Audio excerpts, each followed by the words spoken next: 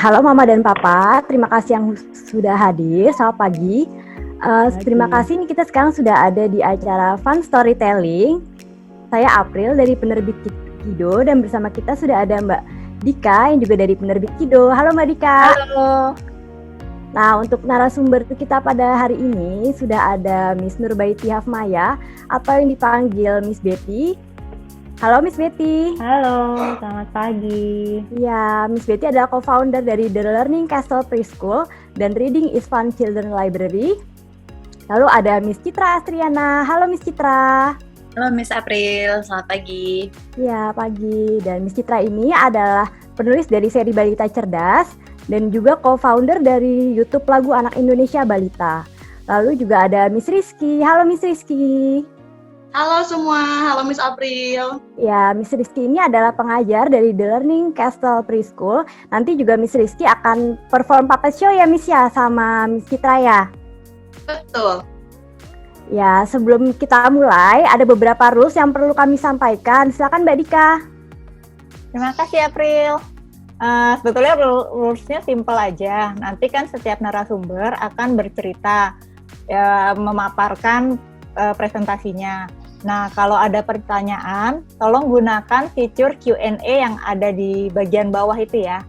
Nanti kami akan memilih beberapa pertanyaan, lalu pertanyaannya akan dijawab secara langsung oleh narasumber. Gitu. Kolom chat kalau bisa tidak digunakan untuk bertanya, nanti kalau nggak bingung nyarinya antara di kolom chat dan di kolom Q&A. Gitu aja sih, Miss April. Oh ya. Ini sebelum kita mulai, aku akan sharing susunan acaranya. Jadi kita punya 3 sesi.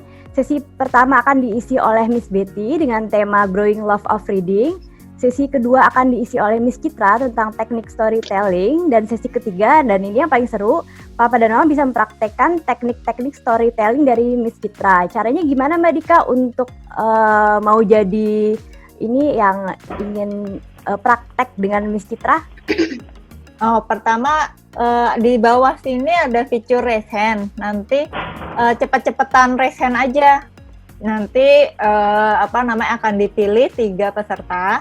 Lalu peserta ini akan kami jadikan panelis supaya semua bisa melihat melihat performance-nya saat storytelling.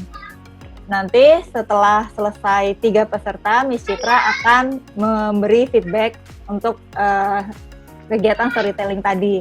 Nah, 3 peserta ini akan langsung mendapatkan hadiah istimewa dari ini hadiahnya ada macam-macam dan banyak banget. Ada 6 pak biskuit dari Yummy Bites, ada buku board book dari penerbit Opredo, ada buku cerita dari penerbit Kido, ada puzzle balita yang gemes banget. Ini ada puzzle Baba, Lili, Tata. Sayangnya puzzle-nya satu-satu ya, jadi nanti ada yang dapat puzzle Baba, ada yang dapat puzzle Tata, ada yang dapat puzzle Lili. Gitu hadiahnya. Silakan April. Untuk setelah sesi mencoba dari 3 peserta, nanti acara ini akan ditutup oleh performance puppet show dari Miss Citra dan Miss Rizky. Nanti untuk para peserta ajak si kecil nonton juga ya. Ya tuh jangan lupa. Kira-kira nanti kalau di jadwal tuh sekitar setengah 12 ya. Jadi kalau sekarang ada yang si kecilnya belum bangun, ya ayo dibangunin dulu.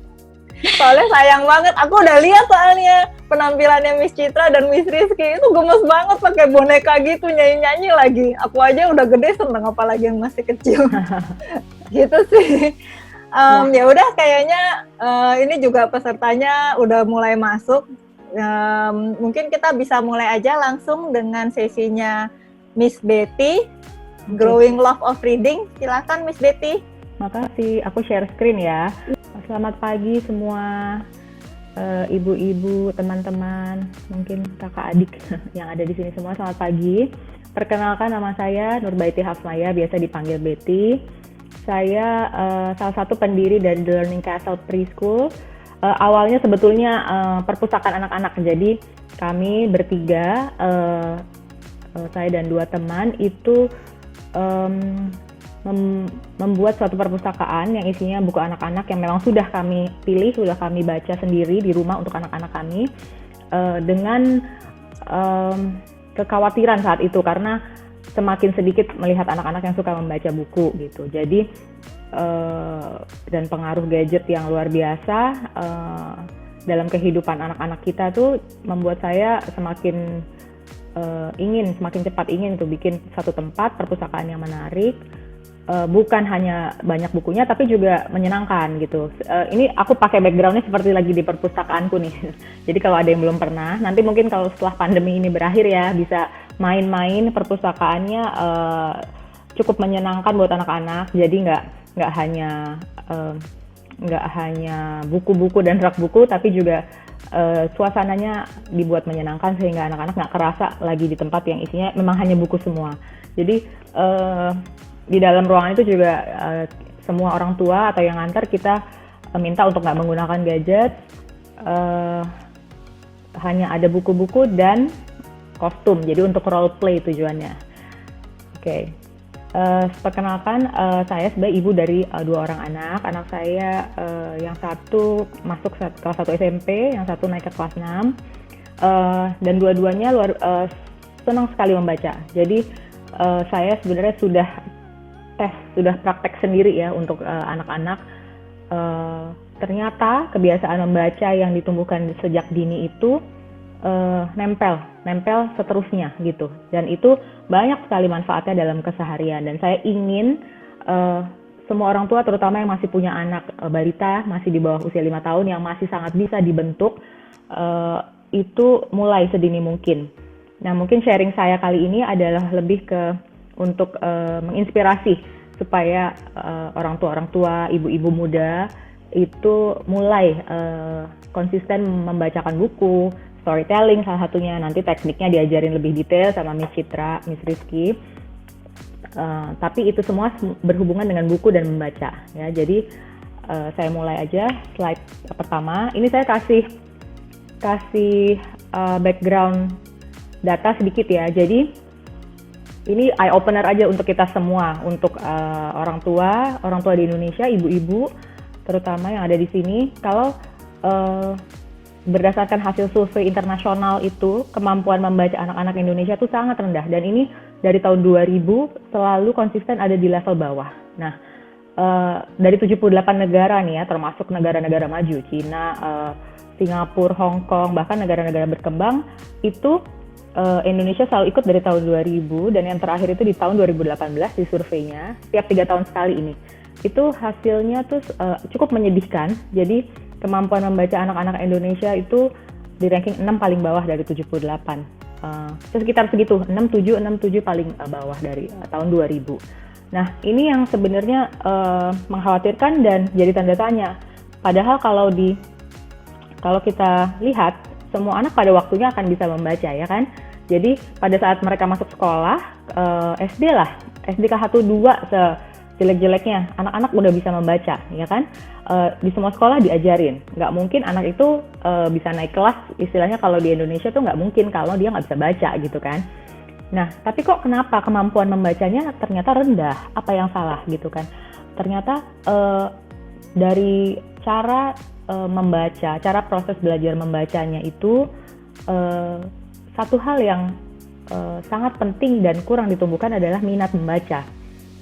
Jadi bisa membaca dan minat membaca itu adalah 2 hal yang berbeda, dan keduanya sangat dibutuhkan untuk memiliki kemampuan membaca yang menurun. Nanti aku detail penjelasannya ada lagi di slide berikutnya.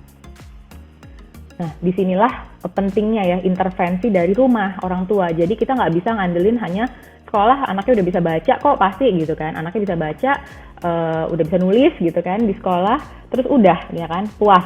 Jangan. Jadi mumpung masih anak-anak usia balita masih bisa dibentuk, tumbuhkan minat membaca itu yang orang tua bisa lakukan secara rutin di rumah. Oke. Kemampuan baca itu apa sih gitu? Yang tadi tuh rendah di bawah rata-rata ya Indonesia. Tadi tuh yang disurvei ada reading, ada science, ada math.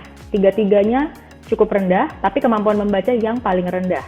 Nah, padahal terlihatnya simple. Ternyata kemampuan membaca itu bukan sekedar bisa membaca tulisan, tapi harus juga mampu memahami mengolah, menggunakan, dan merefleksikan informasinya tersebut. Jadi bukan hanya dia bisa baca, terus dibacakan dengan keras, itu artinya sudah bisa baca, bukan.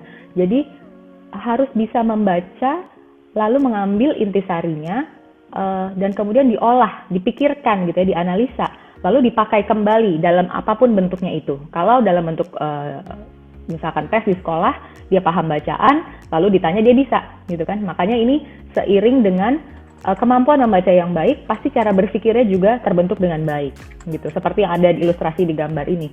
Jadi namanya literasi, reading, kemampuan membaca, reading literasi itu adalah kemampuan mengolah informasi lalu menggunakannya lagi. Jadi ada proses berpikir dalam proses membaca, gitu. Nah ini gimana sih caranya bisa terbentuk dengan baik? Nggak ada yang instan. Jadi semua ini dimiliki lewat proses seiring dengan waktu, dengan tumbuhnya kebiasaan membaca. Nah, kebiasaan membaca ini gimana caranya supaya anak punya kebiasaan membaca yang baik? Ditumbuhkan dulu minat membacanya, ya. Jadi kalau lihat di slide di bagian bawah, kemampuan membaca yang baik itu dimiliki lewat proses. Kata kuncinya ya, proses seiring dengan waktu, lalu tumbuh kebiasaan yang diawali dengan minat. Oke, jadi ada 4 kata kunci tuh, proses, butuh waktu. Kalau proses semua butuh waktu. Lalu menumbuhkan kebiasaan dengan cara menumbuhkan minat. Ya gitu ya kira-kira. Nah, terus tadi kan saya sampaikan, jadi kemampuan membaca itu nggak cukup. Jadi sekedar bisa membaca tulisan, lalu dibaca keras-keras, dituliskan kembali, itu ternyata nggak cukup. Harus ada minat membaca. Untuk memiliki kemampuan membaca yang baik, harus ada minat membaca yang ditumbuhkan dari lingkungan anak sendiri gitu. Jadi kita nggak bisa mengandalkan di sekolah. Membaca itu diajarkan di setiap sekolah, tapi belum tentu. Saya nggak bilang nggak, ada beberapa sekolah yang juga cukup baik ya, menumbuhkan minat membacanya. Itu harus ditumbuhkan minat membaca dari lingkungan terkecil. Yang paling gampang ya di rumah, ya kan? Yang orang tuanya bisa kontrol itu kan di rumah gitu. Seperti kalau kami di Learning Castle itu jadi bagian dari keseharian. Jadi semua aktivitas itu dihubungkan dengan kecintaan membaca gitu. Segala informasi itu dihubungkan dengan buku dan membaca gitu. Nah, minat membaca ini bisa dibangun, tapi paling efektif jika dimulai sedini mungkin ya. Terutama ini ibu-ibu di sini mungkin anaknya masih banyak yang usianya balita, mulai sedini mungkin karena luar biasa manfaatnya. Dan terus harus konsisten didukung. Jadi dukungan itu nanti saya detailkan lagi ya di slide-slide berikutnya. Ada beberapa cara, nanti saya kasih tips and tricksnya. Nah, kenapa ini penting sekali kemampuan membaca yang baik, yang mumpuni ya. Tadi seperti dilihat di slide yang pertama, itu tesnya itu bukan hanya membaca. Setelah membaca, math, lalu science ya, kalau yang di tes yang dilakukan oleh PISA itu. Nah, ini saling berhubungan. Jadi membaca yang baik, kemampuan membaca yang baik akan memberi kemampuan memahami ilmu pengetahuan lain lebih baik, ya kan? Jadi sebenarnya logikanya ya, gampangnya kalau kita lihat, semua kan ujung-ujungnya perlu dibaca. Misalkan anak belajar di sekolah, dijelaskan matematik atau dijelaskan IPA, sains, semuanya itu kan tulisan bentuknya, ya kan? Disampaikan dalam bentuk tulisan. Buku harus dibaca, tulisan di penjelasan guru harus dibaca, ya kan? Terus dia pengen lebih tahu lebih banyak lagi. Dia researchnya pun harus dibaca, ya kan? Dari Google pun dia harus memiliki kemampuan membaca yang baik jika ingin mendapat intisari yang benar dari apa yang dia baca, gitu. Jadi bukan sekedar baca lewat terus ditanya nggak tahu apa isinya, gitu. Nah, ini semua yang namanya minat membaca yang memiliki peran penting untuk memiliki kemampuan membaca yang baik. Gitu. Manfaat membaca berikutnya. Saya rasa semua orang tua di sini yakin, ibu-ibu di sini pasti setuju, ya kan? Manfaat membaca tuh bagus, ya kan? Manfaat membaca tuh luar biasa untuk anak-anak. Cuma nanti caranya gimana? Kadang-kadang tuh, iya bagus, aku mau anaknya bisa baca, tapi gimana? Anakku nggak suka baca. Biasanya gitu ujungnya terus stop atau jadi ada ketidakkonsistenan gitu dalam keseharian. Mungkin kita sadari dulu luar biasa manfaatnya untuk otak anak ya. Jadi otak anak yang masih berkembang itu terstimulasi dengan sangat banyak melalui aktivitas membaca. Jadi dengan membaca itu banyak sekali skill-skill yang diperlukan, yang digunakan. anak-anak pakai imajinasinya, dia harus kreatif, dia harus bayangin kan, dengan hanya tulisan dia harus membayangkan lagi di suasana seperti apa, di setting yang seperti apa, di tempat seperti apa gitu. Nah, dengan keteraturan dan fokus dalam membaca, otomatis itu juga dia kan memakai proses berpikir otaknya dengan banyak ya. Jadi otomatis anak-anak yang suka membaca terstimulasi lebih baik otaknya, sinaps di otak itu istilahnya ya, sambungan neuronnya terbentuk dengan lebih baik dan akhirnya terintegrasi. Jadi otak anak yang baik itu adalah otak yang sebenarnya integrasinya baik. Jadi bagian satu dengan lainnya saling berhubungan dan bekerja dengan harmonis gitu ya. Jadi semua anak kan pada saat dia lahir ya, selain ada genetik, tapi semuanya memiliki potensi sebenarnya untuk mengembangkan otak yang sama. Nah, stimulasi yang memberi perbedaan antara satu otak anak dengan anak lainnya. Dan membaca adalah salah satu cara menstimulasi otak anak yang paling baik. Membaca di sini nggak hanya membaca sendiri ya, jadi even dari sejak di kandungan dibacakan cerita, dia mendengar suara ya kan, dia dibacakan buku lewat storytelling, read aloud, sampai pada waktunya dia main-main buku, dia mencoba memahami buku sampai dia bisa baca sendiri. Jadi itu semua proses bagian dari membaca. Dan satu lagi fokus yang baik. Jadi untuk dapat menyelesaikan satu buku itu kan butuh fokus ya. Jadi kalau anak-anak ingin tahu cerita dari awal sampai akhir itu kan dia harus fokus untuk membaca dan memahami bacaan. Nah itu juga butuh fokus dan endurance namanya. Jadi anak-anak yang suka membaca kecenderungan fokusnya baik, dan ini manfaatnya banyak sekali, bukan hanya pada saat dia sekolah, tapi juga di berbagai bidang, misalkan musik, memahami not, misalkan dia mau baca not, dia mau latihan, itu butuh fokus dan endurance. Untuk olahraga, itu butuh ketahanan, butuh fokus untuk bisa bermain dengan baik, ya kan? Jadi banyak sekali, luar biasa manfaatnya. Terus selain untuk otak, juga untuk mengembangkan sifat-sifat peduli, empati, kasih sayang, ya kan? Membentuk keseimbangan IQ dan EQ-nya juga. Karena apa? Dari cerita itu biasanya selalu ada karakter yang dibangun dari satu cerita ya, cerita anak-anak nih terutama. Jadi anak terbiasa untuk memahami berbagai karakter tokoh atau cerita manusia, karakter binatang pun biasanya kan ditanamkan sifat-sifat. Nah di situ anak-anak belajar, jadi ada orang yang berkarakter berbeda dan bisa memahami berbagai perbedaan itu. Lalu juga untuk hubungan, nah ini terutama dalam konteks storytelling nanti ya, banyak sekali manfaat membaca tuh storytelling untuk membangun kemampuan berbahasa dan komunikasi yang baik. Lalu mengembangkan bonding, hubungan positif orang tua dan anak. Lewat membaca, lewat storytelling, itu koneksi yang terbangun bukan hanya lewat proses bercerita, tapi juga emosi, emosional anak dan orang tua, dan juga dalam memahami orang lain itu. Nah nanti ini detailnya di bagian storytelling, oke. Oke, sekarang aku masuk ke cara menumbuhkan, langsung aja ya. Aku masuk ke cara menumbuhkan minat membaca. Ini udah dipraktekkan, ada metodenya yang ternyata sudah terbukti lebih dari 25 tahun. Lalu juga ada cara-caranya dan tips and tricksnya. Yang pertama,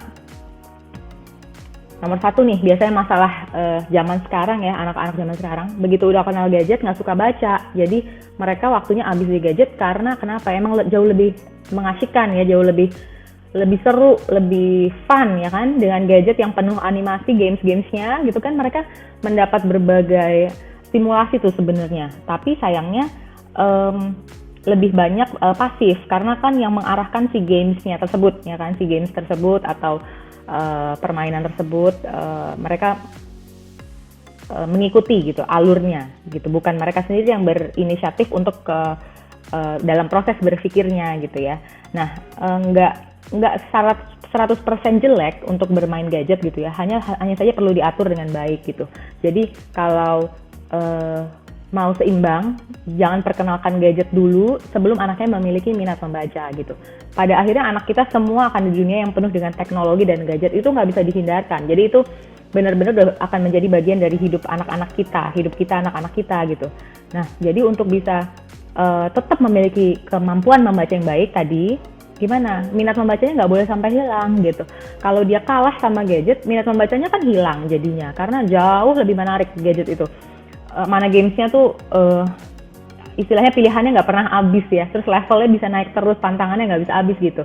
Nah itu kalau kita nggak jaga, kita nggak kontrol, mulai dari kita sendiri untuk anak-anak kita, akan ketarik karena luar biasa magnetnya gitu. Jadi mulailah arahkan, jadi sebelum usia 5 tahun kalau bisa bentuk dulu kebiasaan membacanya. Gadget ya sekali-sekali dibatasin, bahkan asosiasi dokter di Amerika itu sudah kasih batasan maksimum kalau anak di bawah 5 tahun tuh 1 jam, kalau bisa di bawah 2 tahun nggak usah diperkenalkan dulu gitu, bacakan cerita, main ya kan, bangun emosi, emotional social skills-nya gitu, lewat hubungan antara orang tua dan anak. Atau bisa juga kalau orang tua misalkan bekerja, siapapun yang caregiver-nya gitu, yang mengurus anaknya. Jadi diarahkan, misalkan ada neni, ya neninya nggak pakai handphone sambil jagain, atau nggak sambil main yang lain gitu. Memang diajak ngobrol, diajak main gitu. Nggak harus dengan mainan yang mahal atau dengan TV atau dengan video, enggak.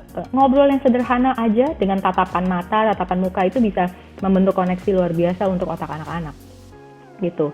Nah, lalu setelah dia usia di atas 5 tahun, dia usia 6 sampai 12, itu mungkin penggunaannya sudah bisa lebih banyak, lebih dari 1 jam, mungkin 2 jam, 3 jam, bertahap sesuai kebutuhan sekolah aja gitu. Jadi fokusnya kita yang arahkan sebagai orang tua.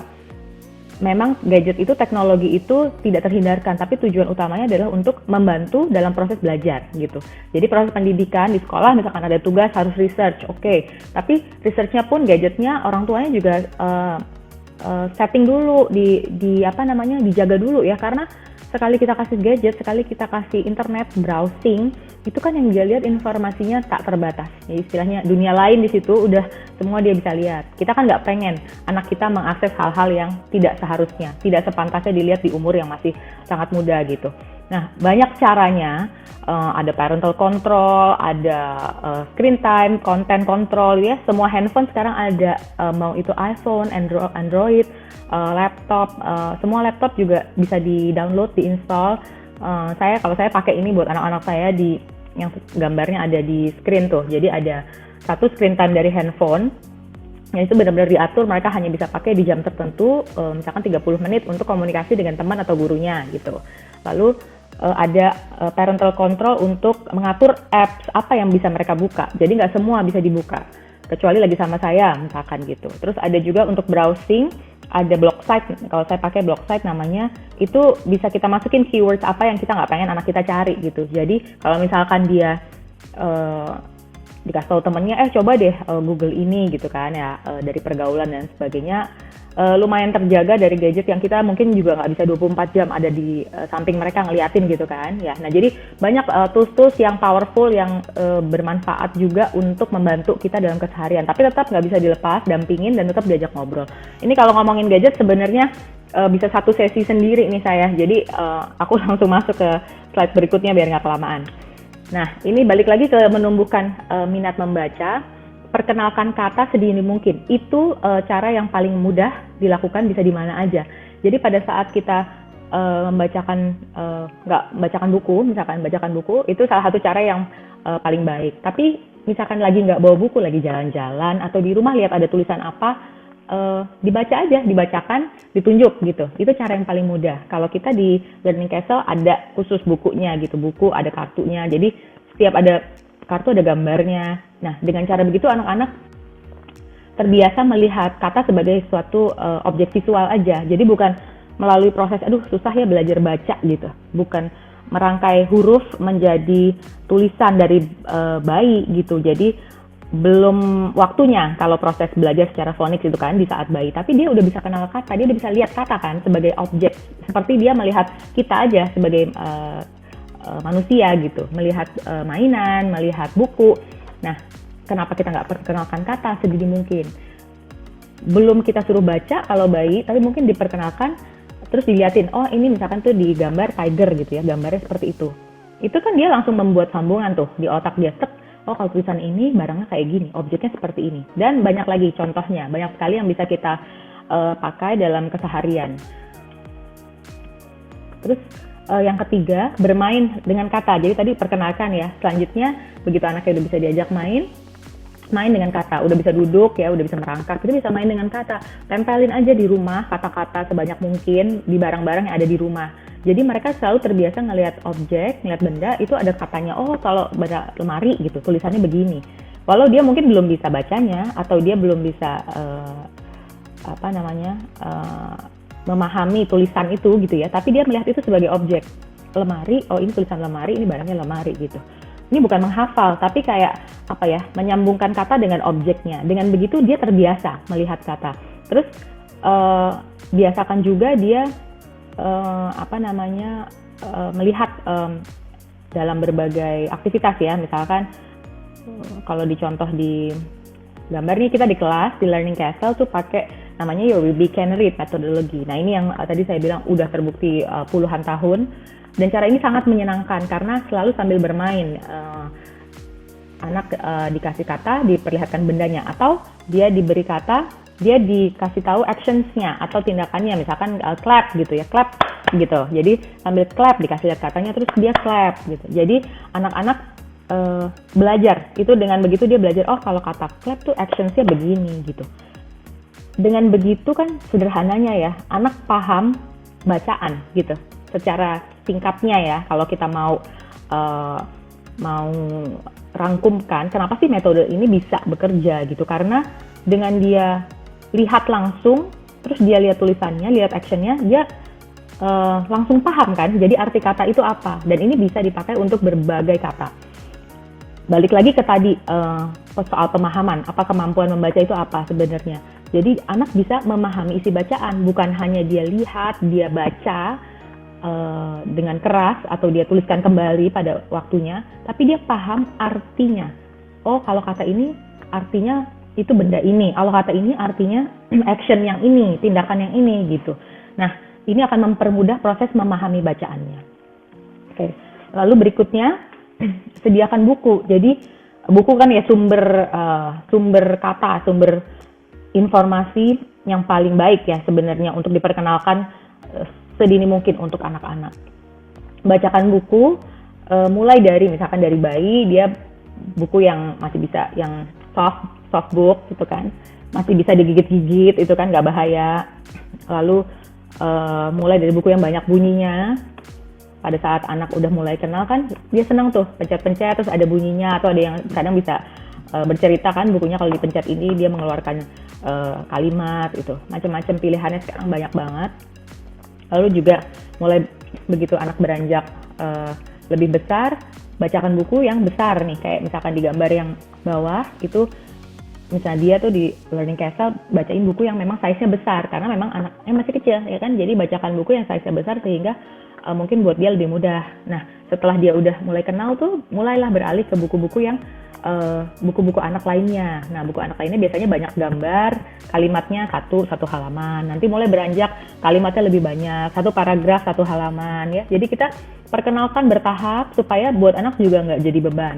Kalau kita mau koleksi misalkan di rumah nggak apa-apa juga, tapi kita jangan harap anaknya mau baca dari awal sampai akhir gitu ya untuk buku-buku yang cukup banyak tulisannya. Sediakan, perkenalkan, dan ikuti proses perkembangannya gitu. Jadi kalau anaknya masih kesulitan, ya kita duduk sama dia, bacakan ceritanya gitu. Nanti metodenya yang menarik kan lewat storytelling, nanti diajarin sama Miss Citra, sama Miss Rizky. Terus bawa anak-anak ke perpustakaan, toko buku, atau kalau sekarang lagi nggak mungkin ya kita bawa anak-anak ke tempat-tempat seperti itu, paling baik ya udah kita bikin aja di rumah, nggak harus besar, nggak harus mewah gitu ya, sederhana aja. Kalau yang di gambar ini, 3 gambar yang tengah ke bawah tuh di perpustakaan Learning Castle, di Reading is Fun. Jadi memang kita bikin suasananya menyenangkan supaya anak-anak mau baca. Bisa juga dibuat di rumah. Jadi kasih satu sudut rak buku, ada misalkan kasih pin bag atau bantal gitu ya. Terus ada waktu tertentu setiap hari 15 menit, mulai aja dengan ya 10 menit, 15 menit, nanti beranjak ke setengah jam, duduk sama-sama temani dulu anaknya, bacakan buku gitu. Nanti dia tahu, anak itu membentuk rutinitas jauh lebih mudah daripada orang dewasa. Dia udah tahu nanti, misalkan jam 4 itu waktunya membaca buku gitu. Dia akan lama-lama setelah dia terbiasa, dia akan cari sendiri deh bukunya. dengan syarat tadi gadget atau TV atau segala distraksi lainnya itu ya dibatasi. Namanya anak-anak ya, selama yang lebih menarik ada, pasti nanti larinya ke yang lebih menarik karena kan mereka belum terbentuk sempurna otaknya, mereka belum bisa prioritaskan mana yang lebih penting buat dia gitu. Jadi tetap orang tuanya harus mengarahkan, diatur, diset aja jam, misalkan sore 15 menit untuk waktunya baca, abis itu dia mau main boleh gitu. Tapi konsisten setiap hari. Sebelum tidur juga cara yang baik untuk membacakan. Nah ini tadi hubungannya dengan menyediakan sudut baca atau dibacakan kata ya. Komit, kita juga perlu komitmen untuk menyediakan waktu untuk anak. Gangguan terbesar kita juga mungkin saat ini gadget ya kan, handphone ya kan, sosial media gitu. Kitanya juga perlu komitmen dari orang tua, dari ibu. Kalau kita ingin anaknya punya kebiasaan membaca yang baik, komit untuk matikan dulu handphone untuk beberapa saat. Nggak lama kok, mungkin 30 menit gitu ya. Benar-benar fokus di membaca yang menyenangkan, bacakan cerita, storytelling buat anak gitu kan. Temenin dia gitu untuk baca. Nggak lama kok anak-anak itu setelah mungkin 2 tahun ya, setelah usia 2 tahun kalau terbentuk kebiasaan membacanya dari sejak dini, mereka akan asik sendiri. Jadi nggak perlu lagi ditemenin ibunya. Setelah dia punya kemampuan membaca sendiri di usia 3 tahun, 4 tahun, tergantung anaknya, itu dia akan asik baca sendiri gitu. Jadi investasi waktu di awal sedini mungkin, semakin dini kita mulai, semakin cepat. Nah, bukan berarti kalau anaknya udah besar tuh nggak bisa, tetap bisa.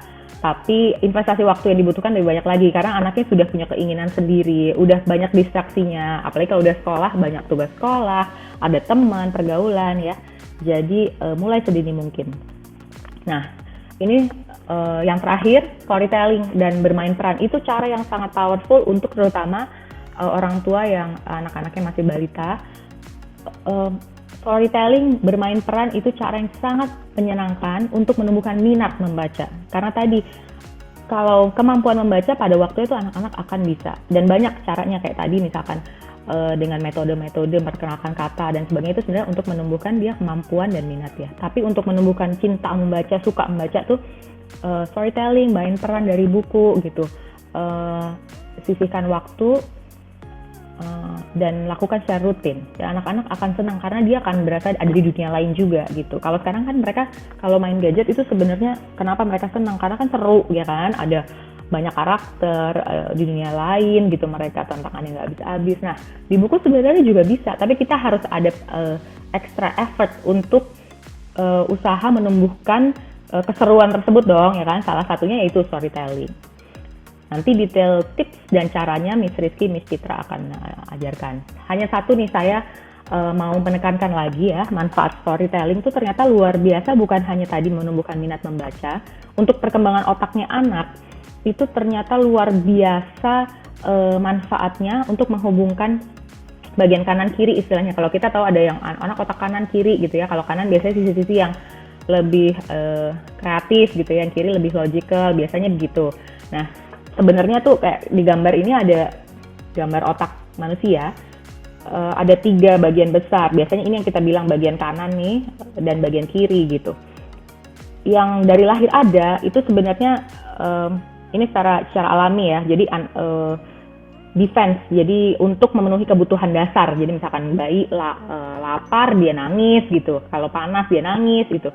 Teriak pada saat dia udah bisa teriak, anak-anak. Nah, itu udah ada di semua bayi sejak lahir. Nah, lalu yang berkembang berikutnya apa? Emosional nih, bagian limbiknya ini. Jadi emosi anak-anak itu di bagian otaknya berkembang lebih awal daripada kemampuan dia untuk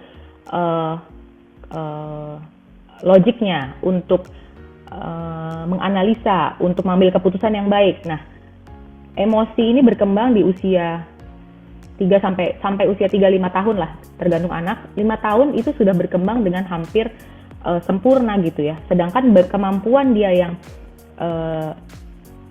lebih sophisticated itu yang istilahnya executive state gitu, executive functions-nya. Dia bisa ngambil keputusan, prioritaskan waktu, mana yang baik, mana yang benar, terus bisa merasionalkan apa kejadian apa yang dia alamin. Itu sampai usia 20-an itu masih berkembang. Jadi bayangin, perkembangan yang berbeda waktunya itu kan membuat anak sebenarnya juga tidak bisa merasionalkan apa yang terjadi dalam keseharian dia dengan sempurna. Disitulah bantuan orang tua, dan cara salah satu yang paling baik itu melalui storytelling, karena dengan storytelling anak itu kan mencoba memahami emosi dengan cara yang terstruktur gitu. Kalau di semua cerita ya, biasanya kan ada awal sampai akhir, dan itu kan ada strukturnya ya, dari awal sampai akhir. Dan di dalamnya ada karakter manusia yang mungkin berbeda-beda, atau binatang yang berbeda-beda. Nah, dengan membantu lewat proses storytelling, dia tuh seperti dihubungkan gitu bagian kanan kiri otaknya, melatih untuk menghubungkan bagian kanan kiri otaknya. Jadi merasionalkan emosi sosialnya gitu.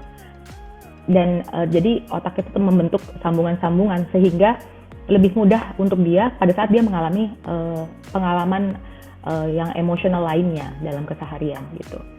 Terus juga membentuk cara komunikasi yang baik. Lewat storytelling sebenarnya hal-hal yang tadinya sulit itu bisa dibuat lebih mudah dan menyenangkan buat anak-anak. Misalkan anak-anak kan kadang-kadang sakit, misalkan jatuh, lalu sakit cuma teriak aja, sakit nggak suka, nggak enak gitu ya. Kenapa? Karena dia sendiri belum bisa untuk merasionalkan apa yang terjadi sama dia sepenuhnya gitu. Dia tahu dia jatuh, dia sakit. Tapi pada saat kita bantu untuk lewat proses storytell, sebenarnya dengan kita merunut kejadian gitu ya, itu sebenarnya storytelling juga. Itu anak-anak jadi merasionalkan emosinya. Jadi seimbang dong. Jadi nggak emosi marah, teriak, kesakitan terus. Tapi lihat, oh iya tadi ternyata aku jatuh karena kesandung batu. Terus aku sakit, tapi abis itu ada ibu datang, terus aku dikasih obat merah, misalkan dikasih betadine. Ternyata sekarang masih sakit, oh tapi ada yang bantu. Itu kan di pikiran dia ya. Jadi merasionalkan emosi sehingga nggak main di emosi terus, nggak main di otak kanan terus gitu. Storytelling itu membantu merunut kejadian. Nah, pentingnya orang tua juga bantu lewat proses storytelling dalam keseharian nih, misalkan, oh tadi kenapa jatuh ya tadi? Oh iya, tadi tuh di situ ada batu gitu. Kamu tadi kesandung, makanya kamu jatuh. Terus lukanya sakit ya? Iya nggak apa-apa, sekarang ibu obatin. Nanti sebentar lagi juga berkurang rasa sakitnya. Itu dengan begitu dia pelan-pelan emosinya kan dibawa ke arah rasional. Ternyata oh iya aku jatuh itu sesuatu yang wajar gitu ya. Jadi yang penting diobatin dan nanti akan berkurang gitu. Nah, berikutnya dalam perkembangan hidup dia, itu dia akan lebih mudah memahami emosi yang terjadi sama dirinya. Itu tadi contoh sederhana ya. Nah, dengan dia memahami dirinya dengan baik, dia juga memahami dunia sekelilingnya dengan lebih baik gitu. Karena dia bisa memahami orang gitu. Nah, cara yang paling baik untuk memahami ini tadi storytelling gitu. Jadi mulai deh sediakan waktu untuk menumbuhkan kebiasaan membaca di rumah, sediakan buku, bacakan cerita gitu. Tumbuhkan kebiasaan yang menarik membaca di rumah. Gitu. Sekian dari saya, nggak panjang-panjang, masih ada berikutnya dari Miss Citra, lalu Miss Citra dan Miss Rizky ya. Terima kasih semua. Oke, saya kembalikan ke Terima kasih Miss Betty. Terima kasih. Terima kasih Miss Betty. Kalau ada pertanyaan boleh ya. Ini ada pertanyaan nih, pas 3, tapi satu pertanyaannya terdiri dari beberapa pertanyaan. Oke, boleh. Ini dari Mbak Yuanita Rani. Bagaimana? Apakah menumbuhkan minat membaca untuk anak di atas usia balita? Caranya cukup dengan sering membacakan buku? Dan apakah cukup membacakan buku atau setelah membaca perlu ada diskusi mengenai cerita yang dibaca? Lalu bagaimana caranya supaya diskusinya menarik buat si anak? Karena terkadang anaknya jadi suka merasa kayak, waduh kok belajar lagi nih Mbak. Iya benar. Gitu. Banyak banget nih pertanyaannya, banyak nih. Bagus. Tapi ini untuk anak di atas usia balita nih ya. Iya. Nah, tadi kan saya juga sebenarnya udah share. Bukannya nggak mungkin kalau anaknya udah di atas usia balita ya untuk menumbuhkan kemampuan membaca, sangat mungkin. Cuman memang investasi waktunya jauh lebih banyak nih dibanding kalau anaknya masih di bawah usia balita. Dari bayi dibiasakan itu mungkin setahun, 2 tahun itu anak udah kebentuk kebiasaannya. Habis itu tinggal dijaga ya, terutama saat ini tuh gadget. Nah ini mungkin kalau anaknya udah di atas usia balita, nomor 1 sering bacakan buku yang pasti iya, apalagi kalau anaknya belum suka. Itu dibacakan cerita itu udah pasti deh, itu cara paling sederhana yang bisa kita lakukan di rumah ya, storytelling, bacain buku. Nah mungkin harus lewat storytelling dulu supaya menarik ya kan. Kalau sekedar dibacakan memang jadinya seperti teori aja gitu ya, seperti di sekolah lagi kan, belajar baca gitu. Nah, jadi mungkin harus diperkenalkan dengan cara yang menarik. Artinya apa, ibunya harus spend waktu juga lebih banyak lagi ya untuk anak-anaknya supaya mau dengerin kan. Cara paling menarik storytelling. Nggak mungkin ada anak yang nggak suka storytelling. Kalau di Learning Castle tuh di perpustakaan kita suka undang anak-anak storytelling. Itu sampai anak usia kelas 5, kelas 6 itu pun masih senang gitu dengerin cerita gitu. Jadi kan artinya nggak terbatas di usia balita. Asal penyampaiannya menarik. Mungkin ya dengan tadi ya misalkan ada puppet, boneka atau animasi lah kalau bisa canggih gitu ya, cari video tapi sambil cerita misalkan gitu, bisa juga macam-macam kok caranya yang bisa. Cuma memang ibunya yang perlu kreatif dan investasi waktu. Sama fokus, jangan distraksi gadget ya kan. Distraksi gadgetnya mesti disampingkan sedikit. Terus ada pertanyaan diskusi mengenai cerita yang dibaca. Nah, ini sih bagus banget kalau bisa ya. Sebenarnya kalau itu lagi ada waktunya, spend waktu untuk diskusi, karena dengan begitu apa? Dia jadi benar-benar memahami bacaannya, lalu dia juga bisa mengambil intisarinya kan. Kadang kan kalau anak baca, dia baca aja, dia belum tumbuh nih minat bacanya. Dia mungkin baca dari awal sampai selesai, terus kadang-kadang ditanya, apa tadi ceritanya? Nggak tahu, lupa gitu ya. Kadang-kadang anak-anak suka gitu kan. Nah, kita bantu. Jadi sebenarnya dengan diskusi, kita rangsang dia sebenarnya. Oh, tadi kan di bagian ini tuh dia pergi ke hutan tuh dia ngapain sih misalkan gitu ya. Jadi terus nanti dia lihat lagi, mungkin kalau dia lupa dia lihat lagi, oh iya tadi ketemu si ini di sini ya, oh ternyata dia mendapat perspektif lain dari ibunya kan, bukan sekedar dia membaca dari awal sampai akhir udah selesai gitu. Dipancing ya, dengan begitu dia akan lebih tertarik karena ternyata bisa melihat bacaan dari sisi yang berbeda. Lalu juga mengenai karakter, itu bagus banget untuk didiskusiin. Karena kan setiap buku biasa ada karakter orang yang berbeda-beda ya. Ada yang protagonis, antagonisnya gitu. Misalkan dalam satu cerita. Nah, itu jadi pelajaran moral yang sangat baik untuk bentuk karakter anak gitu. Jadi dengan memberi contoh lewat karakter buku biasanya lebih nempel. Daripada kita bilangin anak kita, kamu nggak boleh ya, nggak jujur misalkan. Kamu nggak boleh bohong. Sekedar bilang seperti itu sama diberi contoh lewat storytell dari buku, lewat diskusi, itu efeknya jauh lebih berbeda gitu untuk anak-anak. Jadi banyak sekali yang bisa didiskusikan sebenarnya. Nah, dengan begitu kan jadi nggak terkesan belajar lagi. Bu, ini mungkin share screen-nya dimatikan dulu, jadi oh iya, oke. Lebih Maaf. terlihat. Oke, biar nggak kecil ya. Iya. Ini mungkin kita satu pertanyaan lagi aja, karena tadi pertanyaannya udah banyak. Ini sepertinya mewakili pertanyaan para ibu nih. Bagaimana saran Bu Betty bagi ortu yang sibuk, dalam kurung ayah bekerja di kantor, ibu mengurus rumah tangga, untuk membagi waktu agar orang tua dapat berperan dalam membangun minat baca anak serta maksimal, karena banyak kawannya merasa waktu itu jadi masalah gitu. Dari tadi kan disebut ya, orang tua harus spend waktu untuk anaknya. Iya, ini sebenarnya mungkin masalah di hampir setiap rumah tangga. Sebenarnya masalah juga nggak iya kalau misalkan masalah ini sebenarnya di sini prioritas aja sih. Memang semua itu, ini keseharian kita pasti nggak ada habisnya ya. Kalau kesibukan tuh nggak pernah ada habisnya. Apalagi kalau ayah bekerja, apalagi kalau ibunya juga bekerja, itu sih saya sangat paham waktu yang sangat terbatas gitu ya. Di rumah tangga juga waktunya pasti urusan nggak habis-habis ya, namanya ibu-ibu. Cuma kita kayak tadi tuh, jadi demi kita pikirnya gini aja deh, manfaatnya kan jangka panjang. Mungkin kita korbankan sedikit 15 menit aja mulai dalam sehari. Kita put aside our phone, kita kalau ngelihat misalkan jawab WhatsApp atau sosial media gitu, pasti 15 menit aja nggak kerasa kan sebenarnya ya. Tapi iya, kita taruh aja dulu, aku pokoknya nggak mau nih yang dikorbankan waktu-waktu yang kayak gitu aja. Jadi ngeliatin Instagram itu 15 menit nggak kerasa loh, ya kan? Terus baca, ya kan? Scroll, komen gitu. Nah, 15 menit aja untuk anak-anak. Tapi setiap hari konsisten. Insya Allah itu kebentuk dalam jangka panjang tuh akan kebentuk, tapi konsisten. Atau sebelum tidur misalkan. Sebelum tidur kan pasti ada waktunya, kita antarkan anak-anak kita tidur gitu ya. Itu kan udah pasti rutin mereka. Naik lebih cepat, misalkan masuk kamar 15 menit lebih cepat, 30 menit lebih cepat karena kita mau bacakan cerita gitu. Itu nempel sih kalau dibentuk setiap hari, setahun pasti kelihatan hasilnya. Cuma syaratnya satu, konsisten. Itu aja sih sebenarnya, kebiasaan. Terus sisanya apa? Jaganya caranya gimana? Gadgetnya dibatasi, itu nomor 1. Itu gadget itu distraksi yang luar biasa. Yang kedua, sediakan bacaan.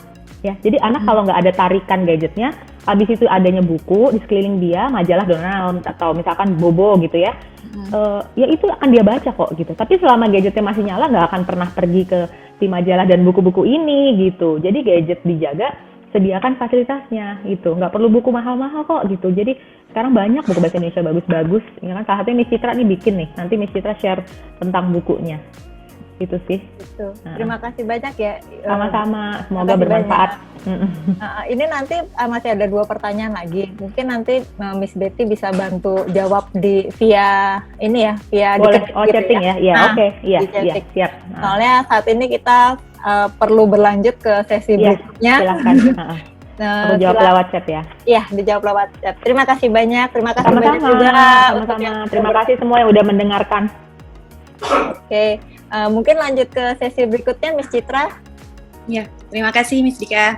Terima kasih juga buat Miss Betty buat pemaparannya. Saya mau izin share screen dulu ya sekarang. Oke.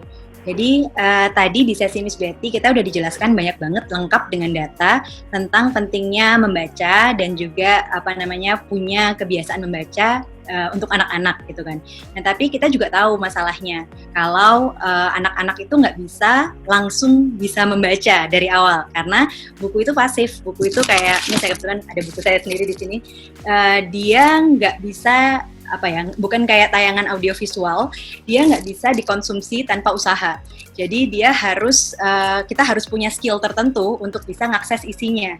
Dan karena dia pasif, jadi dia baru bisa isinya tuh baru bisa diekstrak kalau kita baca dan kita ikutin ceritanya dan kita pahami, kita pikir, kita olah, baru kita bisa dapat nilainya dari situ. Nah, untuk bisa bawa anak ke sana, memang nggak bisa langsung karena skill bacanya belum ada, minat sama benda yang pasif nggak bergerak ini juga belum ada gitu kan.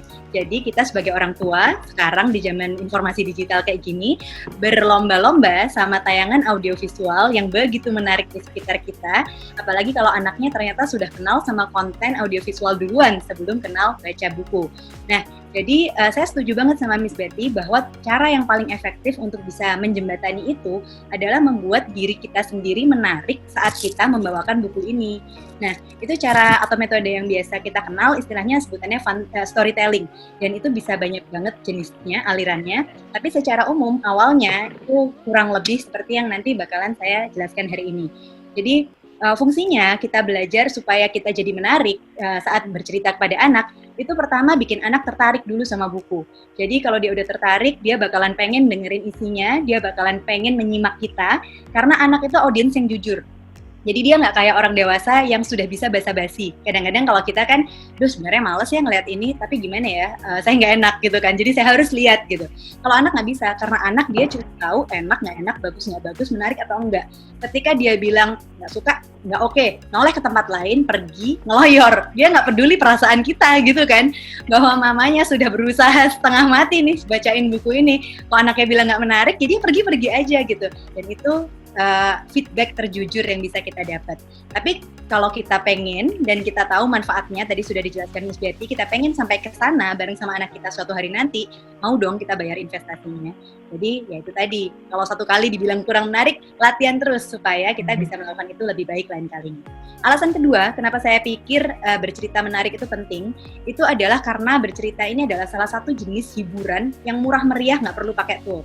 Jadi bayangkan ya diri Anda, mama, karena saya tadi scrolling di partisipan nggak ada apa-apa, jadi bayangkan diri Anda mama-mama, stuck berdua sama anak, cuman berdua di dalam mobil misalnya, gadget Anda mati, nggak bawa mainan apa-apa, ayo mau ngapain? Terus suami misalnya lagi nggak tahu masuk hutan gitu kemana, nggak tahu. Dan kalian menunggu di tengah ketidakjelasan, nggak tahu berapa lama, nggak bisa kontak, nggak ada apa-apa. Apa yang mau dilakukan supaya dia nggak bosen? Soalnya kita semua tahu kalau kita udah punya anak dan anaknya umur balita, kita semua tahu anak bosen itu adalah awal dari banyak bencana dan perkara gitu kan. Jadi gimana caranya supaya dia nggak bosen? Kita harus berusaha cari entertainment gitu kan. Kalau nggak ada fasilitasnya, ya kita pakai diri kita sebagai fasilitator. eksplor. Nah, bercerita ini salah satu jenis kegiatan yang bisa kita fasilitasi hanya dengan tubuh kita, kalau kita sudah terbiasa. Awalnya mungkin kita mulai dari buku, jadi kita ceritain ulang ceritanya orang, pakai bantuan buku. Tapi ketika kita sudah biasa baca 100 cerita, 200 cerita, 300 cerita, akhirnya kita jadi bisa loh ngarang cerita kita sendiri. Dan ini nggak harus jadi penulis, nggak harus jadi punya gelar sarjana sastra, atau apapun untuk bisa melakukan itu. Semua orang, bahkan anak kecil nantinya itu bisa melakukan itu. Misal, tadi konteks kita di dalam mobil, kita terkunci berdua, nggak ada apa-apa selain kita dan anak. Apa yang bisa dipakai cerita? Oh banyak. Lihat keluar jendela. Ya ada apa ya di sana ya? Ada awan misalnya. Awannya kok kayaknya gerak. Kamu lihat nggak awannya gerak? Lihat. Kira-kira awannya mau kemana ya? Oh mungkin awannya lagi cari mama awan. Mama awan, kita cari bareng-bareng yuk mama awan. Kayak gitu. Hal-hal random yang akhirnya bisa bikin dia, iya juga ya, terus dia ikut ngeliatin, terus akhirnya kita berdua bikin cerita bareng sama dia. Di situ kita melatih dia untuk masuk ke poin yang ketiga, berpikir kreatif, imajinatif, mengembangkan daya kreativitasnya dia sendiri. Jadi kenapa kok menurut saya penting untuk bisa cerita dengan menarik, yaitu tadi, pertama kita bisa bikin dia tertarik sama buku, kita bisa bikin isi buku itu sampai ke dia, kedua kita bisa selalu punya fasilitas hiburan ketika nggak ada apa-apa yang lain, ketiga pada saatnya dia bakalan juga jadi kreatif karena kita melatih dia untuk menjadi seperti itu. Oke. Oh iya, sorry, saya belum kenalan, maaf. Nama saya Citra Astriana, saya co-founder dari Lagu Anak Indonesia Balita, jadi saya juga punya andil dalam membuat anak-anak Anda engage dengan screen. Nanti saya akan bahas itu. Kedua, saya juga adalah penulis seri Balita Cerdas. Ini buku pertama kami dengan karakter Baba, Lili, dan Tata, karakter kami dari YouTube, yang kami terbitkan bersama penerbit Kido. Nah, hari ini saya akan share tentang fun storytelling. Oke. Oh sorry, ini kayaknya screen-nya harusnya tidak begini. Slideshow, sorry harusnya dari tadi. Oke, nah itu tadi. Jadi saya akui kami bergerak di bidang content creation. Jadi dan kami nggak membatasi diri kami di konten YouTube atau konten audiovisual. Intinya kami sekarang bikin buku gitu kan. Dan secara personal, saya juga sebagai seorang ibu, saya juga percaya kalau membaca itu skill yang penting karena pada akhirnya semua pengetahuan yang kita dapatkan nantinya itu harus dibaca dan dicerna dulu, dipikir. Bahkan ketika itu datangnya dari internet, tetap harus dibaca. Justru ketika tidak dibaca, banyak sekali hoax yang bisa masuk ke kita gitu kan. Males baca, maunya cuma baca judul aja. Wah, udah pasti kalau zaman sekarang ya banyak sekali berita yang tulisan judulnya tuh misleading, sama sekali nggak sama isinya gitu kan. Jadi skill baca itu perlu banget. Nah, tapi saya juga tahu karena saya sendiri dan suami saya content creator, kami juga tahu kalau orang-orang sekarang yang bikin konten, dunia content creation itu luar biasa. Ada banyak banget riset yang bikin orang semakin jago bikin konten yang engaging. Main warna, nyiptakan karakter, bahkan ada istilahnya kalau dari dunia audio itu ada phonic brand, jadi itu brand dalam bahasa audio. Jadi bahkan nada-nada yang diciptakan itu memang diciptakan untuk bikin kita engage. Bukan cuman konten audiovisual seperti di YouTube, tapi bahkan yang sosial media sekarang ke Instagram, mereka juga apply teori-teori yang didapatkan dari riset, gimana caranya supaya kita itu engage ke platformnya mereka. Dan semua content creator, entah apapun platformnya, itu berusaha mengapply semua ilmu yang mereka punya untuk semakin mempertahankan atensi kita atau anak-anak kita dengan konten yang mereka punya di platform mereka. Untuk itu kita sebagai orang tua, saingan kita sekarang seberat itu gitu. Kalau kita nggak menarik, ya siap-siap lewat. Apalagi kalau kita sendiri yang kasih izin mereka untuk akses konten-konten itu, gitu kan. Nah, tapi kan kalau secara saya pribadi, saya juga percaya pada akhirnya saya akan harus melepas anak saya. Jadi saya nggak akan bisa bentengi dia seumur hidup dari hal-hal yang saya rasa jelek. Jadi yang mau saya kasih ke dia adalah kemampuan milih gitu. Saya mau bikin dia bisa milih kapan dia mau melakukan yang enak, yang dia suka just for the sake of fun gitu, dan kapan dia harus melakukan yang dia perlu gitu. Nah itu yang lagi saya latih sambil jalan sama dia. Sambil jalan juga supaya saya bisa membaca itu jadi sesuatu masuk pilihan yang menyenangkan. Tentunya saya juga berusaha untuk bisa bercerita dengan menyenangkan ke dia. Dan karena itulah kita sekarang di sini. Oke, untuk bisa bercerita menyenangkan ada dua sebenarnya komponen yang terlibat. Yang pertama itu kita nggak bahas hari ini karena itu perlu sesi lain. Itu itu adalah tentang ceritanya. Jadi ceritanya harus menarik, karena kita nggak bisa menceritakan sesuatu yang tidak menarik secara menyenangkan, tetap nggak bisa gitu. Jadi modalnya harus bagus dulu, ceritanya harus menarik. Kalau kita lagi belajar bercerita, lebih baik nggak usah pusing dulu sama ceritanya. Artinya pakai cerita yang udah ada. Gimana caranya tahu cerita yang bagus sama yang enggak? Googling. Paling gampang ya googling. Misalnya pakai keyword 10 dongeng anak terbaik sepanjang masa. Wah, nggak mungkin salah. 5 artikel kita baca, kemungkinan besar 1-2 judul cerita itu akan muncul. Nah, ketika ada satu cerita yang muncul di listnya hampir semua orang, berarti kurang lebih kalau di bahasa saintifik itu kan kayak peer review ya. Secara peer review orang setuju itu bagus gitu. Jadi kita bisa mulai dengan cerita itu, pakai cerita itu. Kita baca dulu, kita pelajari dulu, baru kita coba baca bareng anak supaya waktu kita cerita ke dia, kita udah tahu kapan harus naik, kapan harus turun, bawain ini pakai mood apa, kayak gitu. Nah, setelah kita tahu ceritanya, yang kedua yang bisa kita atur adalah membawakannya. Membawakannya ini nggak kalah penting karena cerita yang tadi udah bagus itu tadi, ketika dibawakan dengan hidup, dengan menarik, itu akan membuat anak tertarik dan dia pengen denger lagi, pengen tahu isinya dan penasaran dan akhirnya pengen menyimak, bahkan pengen minta dibacain atau diceritain sekali lagi. Nah, yang kedua ini yang bakal kita preteli lagi satu persatu, kira-kira elemennya apa saja. Hari ini kita fokus di situ. Sebelum kita preteli, saya mau cerita dulu bahwa bercerita itu kita appeal-nya ke dua indera, kita mensimulasi 2 indera, at least ya, setidaknya dua indera. Walaupun ketika kita lakukan tatap muka, indera yang lain juga akan menangkap pesan-pesannya, tapi setidaknya 2 indera. Jadi penglihatan sama pendengaran. Jadi kita perlu membayangkan kalau diri kita ini adalah konten audiovisual, dan kita perlu pakai mindset kalau anak-anak itu hanya mendengarkan sesuatu yang mereka sukai, sesuatu yang menurut mereka menarik, dan kita perlu menganggap konten-konten yang kita anggap sebagai musuh kita itu adalah saingan kita. Gimana caranya supaya anak-anak kita tuh sama setidaknya sukanya ngelihat kita dibanding ketika dia ngelihat konten-konten favorit dia itu gitu. Jadi ya itu tadi, bayangin ketika anak itu nonton video YouTube gitu ya, kalau orang tua bilang kayak berjam-jam nggak bisa lepas, karena memang menarik sekali gitu. Ketika dia menguap sebentar, kan kadang-kadang matanya ketutup ya kalau nguap sebentar, cuman bisa denger, masih terhibur gitu. Matanya ditutup masih terhibur karena musiknya atau karena dialognya itu ada terus. Bahkan kadang-kadang ada sound effect-nya itu ada terus, kasih stimulasi ke kupingnya. Ketika dia memutuskan untuk saya tutup kuping sebentar, saya cuma mau lihat. Dia lihat aja, itu juga terhibur gitu. Karena warnanya terus ganti, ekspresi wajah yang karakter yang di situnya itu terus membuat dia tertarik, dan semua elemen visual lainnya itu kayak terus manggil-manggil gitu kan.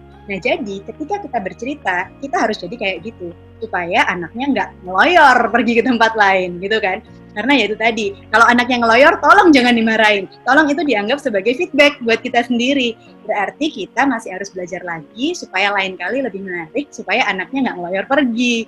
Gitu, karena anak itu sebelum dia perilakunya dibentuk, dia adalah, itu tadi, audiens paling jujur. Dia hanya akan ngomong sesuai yang dia pikirkan, dan pikirannya dia itu masih simple, enak atau nggak enak, bagus atau nggak bagus, menarik atau enggak, udah sebatas itu aja. Jadi kalau kita masuk kategori yang bagus, menarik, enak, ya dia bakalan lanjut, menikmati. Tapi kalau masuk kategori yang kedua, ya udah bye, gitu kata dia. Dia nggak ada toleransi seperti kita orang dewasa. Nah, ini lagi yang nggak kalah penting. Banyak orang tua yang anggap anak itu semacam bejana kosong ini. Ini semacam tempat kosong gitu ya. Saya kebetulan punya botol kosong yang kalau kepalanya dibuka, orang tua bisa isi apa aja ke dalamnya. Pengetahuan, pesan moral, nilai-nilai positif, apapun hal-hal yang ingin orang tua isikan ke dalamnya. Mereka lupa kalau anak-anak itu, atau kita lah ya, kita kadang lupa kalau anak-anak itu bukan botol yang kepalanya atau hatinya itu bisa dibuka tutup kapan aja kita mau. Nggak bisa, karena mereka individu. Jadi yang punya kuncinya si botol ini, ya mereka sendiri. Jadi mereka yang bakal kasih izin ke kita kapan kunci ini boleh dibuka, kapan mau ditutup gitu. Jadi kalau misalnya kayak tadi dalam case kita lagi cerita, terus ternyata kita ditinggal pergi, terus kita marah, kamu nggak dengerin aku, sini, kamu kok anak kok kurang ajar, ayo sini, dengerin aku, duduk. Nah, ya malah ditutup dong. Jadi mungkin badannya duduk di situ saat itu, tapi hati sama kepalanya dia itu mungkin malah bakal ditutup gitu buat kita. mau kita cerita 1 jam, 2 jam, 3 jam, udah habis 3 buku, ya pesannya nggak masuk gitu. Karena dia cuma mikirin berapa lama lagi ya aku bakal harus duduk di sini. Oke, nanti kalau sudah duduk di sini aku bisa makan es krim, nggak apa-apa, tahan aja dulu sampai aku dapat es krim. Jangan-jangan cuma kayak gitu kan. Dan itu mau punya relationship kayak gitu sama anak kan ya nggak juga gitu. Jadi daripada adu menang kayak gitu, lebih baik kita cari cara supaya kita benar-benar menarik. Jadi ketika anak kita duduk di situ, ya dia duduk atau tidur di situ di sebelah kita itu karena kemauan dia. Dan dia kasih kita akses untuk buka hatinya dia sama kepalanya dia untuk ngisi pesan-pesan yang mau kita sampaikan itu. Bukan ngisi sih bahasanya, ngisi pun itu masih kita yang melakukan ya. Jadi untuk membiarkan pesan-pesan itu tadi masuk. Dia cerna sendiri, dia serap sendiri, mana mau dimasukin hati, mana mau dimasukin kepala, mana yang menurut dia mau dibuat. Kayak gitu.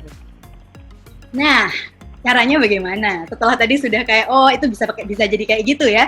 Nah sekarang misalnya kita udah, oh iya deh kalau gitu saya mau belajar storytelling. Baiklah, caranya bagaimana? Kita pretelin lagi. Kebetulan dulu S1 saya belajarnya komunikasi, jadi hal-hal ini sebenarnya intinya komunikasinya itu, intinya komunikasi verbal itu ya cuman ini sebenarnya. Jadi yang pertama, kita kan tadi ngomong elemennya audiovisual. Kita bakalan bedah dulu dari elemen yang pertama, elemen audio. Ketika kita bicaranya kita sebagai manusia, mungkin kita bakalan pertama minder duluan ketika kita tahu kita saingannya sama YouTube. Ya iyalah, mereka kan bikinnya pakai segala macam alat musik, pakai gadget, bisa bikin segala macam bunyi. Ya jangan salah, kita ini makhluk ciptaan Tuhan yang paling tinggi derajatnya, dan kita bisa bikin nggak semua sih ya banyak sekali bunyi-bunyian dari cuman sekedar tubuh kita ini. Yang dari tadi beberapa menit yang lalu saya mulai ngomong itu semuanya cuma keluar dari mulut loh. Dan itu belum ditambah sound effect lainnya. Sound effect kayak apa? Oh banyak, misalnya keluar bunyinya ya.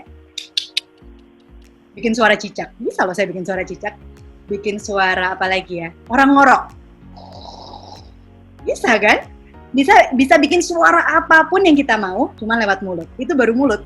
Yang lain kita masih bisa bikin lagi. Misal, kita cerita tentang ramainya suara, kita cerita tentang serigala yang mengetuk pintunya 3 babi kecil. Untuk menekankan kondisi tegangnya waktu diketuk, ya kita ketuk beneran benda-benda di sekitar kita. Misal kalau di sini biar kalian dengar pakai laptop ya. Beneran. Atau kalau di dekat adanya pintu, ya pakai pintu. Cerita tentang kita harus lari dari kebakaran hutan ini, lari. Kita bisa menjejakkan kaki kita beneran di lantai supaya kedengeran kalau kita memang lagi lari. Jadi bikin suara dengan semua yang ada di tubuh kita, mulai dari mulut, tangan, kaki, badan, semua bisa dipakai untuk keluarin suara. Nah, sekarang difokusin lagi. Ketika ngomong suara yang dari mulut, itu banyak juga elemen yang bisa diatur. Yang pertama volume.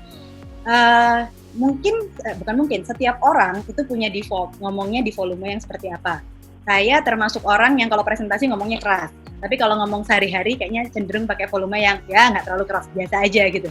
Cuman kalau lagi cerita, saya berusaha untuk pakai volume yang intended. Maksudnya saat ini saya akan pakai volume keras karena ceritanya tentang ibu marah-marah misalnya. Kamu itu udah mama bilang dari tadi, kalau mama udah selesai masak, kamu udah harus bersih-bersih kamar. Nah, itu kan kalau dipakai suara pelan nggak kerasa gitu. Tapi saya akan pakai suara pelan ketika saya cerita sesuatu yang lain. Misalnya, pada suatu malam yang sunyi sekali, di sebuah desa terpencil, tidak ada suara apapun yang terdengar.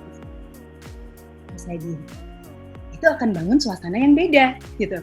Lainnya lagi, tempo. Kita bayangin ya pertandingan sepak bola ya. Ya, sekarang Messi sedang menendang bola, dia menggiring dengan indah sekali ya, melewati beberapa temannya dan mengoper bola dan gol! Oh, temponya cepat kan? Bayangkan kalau situasi yang tegang kayak gitu, kita sampaikan dengan tempo yang lambat. Ya, sekarang Messi sedang menendang bola, dia menggiring bola dengan elegan ke arah lawan dan gol, saudara-saudara. Kurang dapat gregetnya, nggak greget gitu. Jadi mood itu bisa dibangun lewat tadi volume, tempo, berikutnya intonasi. Intonasi ini hal-hal yang sering banget diajarin sama guru-guru di SD kalau masih ingat di pelajaran bahasa Indonesia. Dikasih buku bacaan biasanya, kalau ini di SD saya dulu ya, dikasih paragraf bacaan, terus diurut. Paragraf 1 kamu yang baca, paragraf 2 dia yang baca, paragraf 3 si Ani misalnya, siapalah gitu ya. Lalu tiap anak disuruh membaca seindah mungkin. Indah yang dimaksudkan guru-guru itu biasanya kayak gini. Pada suatu hari di sebuah desa yang terpencil, hiduplah seorang ibu bersama 3 orang anaknya. Naik turun, naik turun, naik turun. Biasanya guru nggak suka sama anak-anak yang bacanya kayak gini. Pada suatu hari di desa terpencil, hiduplah seorang ibu bersama 3 orang anaknya. Nggak ada intonasinya. Jadi biasanya dibilang, naik turunnya, alurnya, ayo nada suaranya diatur supaya lebih mendayu-dayu atau supaya kerasa naik turunnya. Itu namanya intonasi. Kalau saya sendiri, karena saya termasuk orang yang sering merekam suara saya, jadi saya tahu gimana gambar suara saya, gimana suara saya ketika digambar. Nah, itu dia. Gimana ketika nada suara saya itu divisualisasiin. Sebenarnya saya flat. Jadi, walaupun saya ngomongnya cenderung di volume tinggi dengan tempo yang cepat, tapi sebenarnya intonasi saya cenderung flat. Jadi, yada hep, yada hep, kayak gitu. Intonasi saya kayak gitu. Dan di situ juga saya tahu itu area yang harus saya sendiri improve. Tapi ada orang lain yang lebih dari awal ngomong sudah bagus intonasinya. Jadi ya disyukuri aja kalau punya berkat-berkat yang dibawa dari lahir, disyukuri, dan itu bisa dipakai untuk itu tadi bercerita ke anak. Berikutnya pitch. Pitch itu tinggi rendahnya suara. Biasanya kalau suara orang gede itu cenderung lebih rendah, suara anak kecil itu cenderung lebih kecil, lebih tinggi gitu ya. Ini bisa banget buat dipakai menggambarkan karakter. Ketika kita cerita, biasanya di dalam cerita itu ada karakternya. Kalau karakternya tentang seorang kakek-kakek gitu ya otomatis kita pakai suara yang rendah dan berat seperti ini gitu ya. Tapi kalau itu ceritanya suaranya tentang anak-anak atau hewan-hewan kecil seperti tupai, lebih baik kita pakai suara yang mencicit-cicit kecil seperti ini supaya anak-anak dapat gambaran imajinasinya tentang tupai, kakek gitu. Jadi lebih kerasa. Itu pitch. Jadi bayangkan cuman suara yang keluar dari mulut kita ini aja itu bisa dimainkan segitu banyak. Ada volume, tempo, intonasi, sama pitch. Itu semua bisa dimainkan untuk membangun suasana saat kita bercerita. Berikutnya, seperti yang tadi udah saya sampaikan, suara itu bukan cuma yang keluar dari mulut, tapi suara apapun yang bisa kita buat pakai badan kita atau bahkan barang-barang di sekitar kita. Yang tambahan bunyi lainnya yang bisa kita buat ya berarti musik.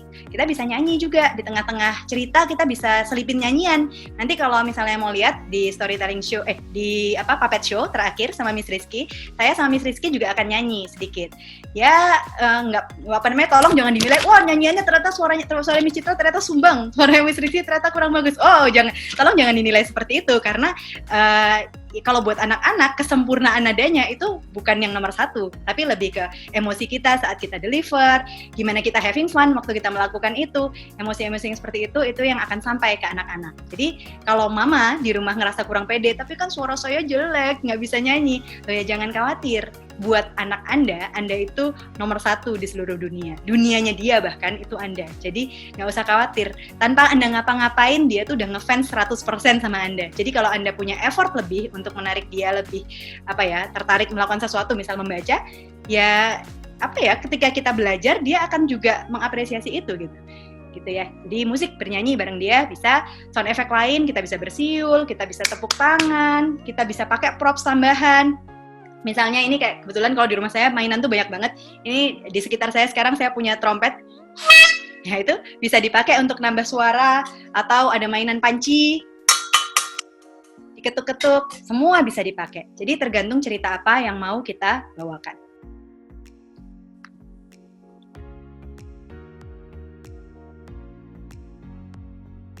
Berikutnya saya mau diam. Saya sengaja diam karena saya mau ngomong bahwa diam pun itu adalah bentuk komunikasi. Silence is also a form of communication.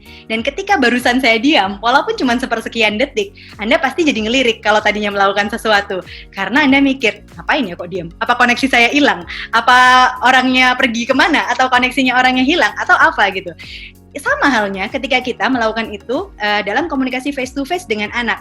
Kadang, terutama untuk mama-mama yang cerewet seperti saya, aura di rumah itu selalu penuh dengan suara kita, berisik gitu kan. Justru ketika kita diam, anaknya noleh, kenapa sih mama diam? Iya kan? Jadi dia malah jadi, ada apa gitu, malah jadi penasaran. Dan itu juga bisa dipakai untuk cerita. Ketika kita mau bikin suasana sepi, benar-benar sepi, ya diam aja dulu. Atau ketika bahkan kita mau cerita sesuatu yang tegang, di saat itu lagi tegang-tegangnya, diam aja dulu gitu. Karena itu bisa jadi lebih powerful daripada kata-kata apapun atau daripada sound effect apapun yang bisa kita buat. Oke, sekarang, sebenarnya ini saya mau ngajak latihan.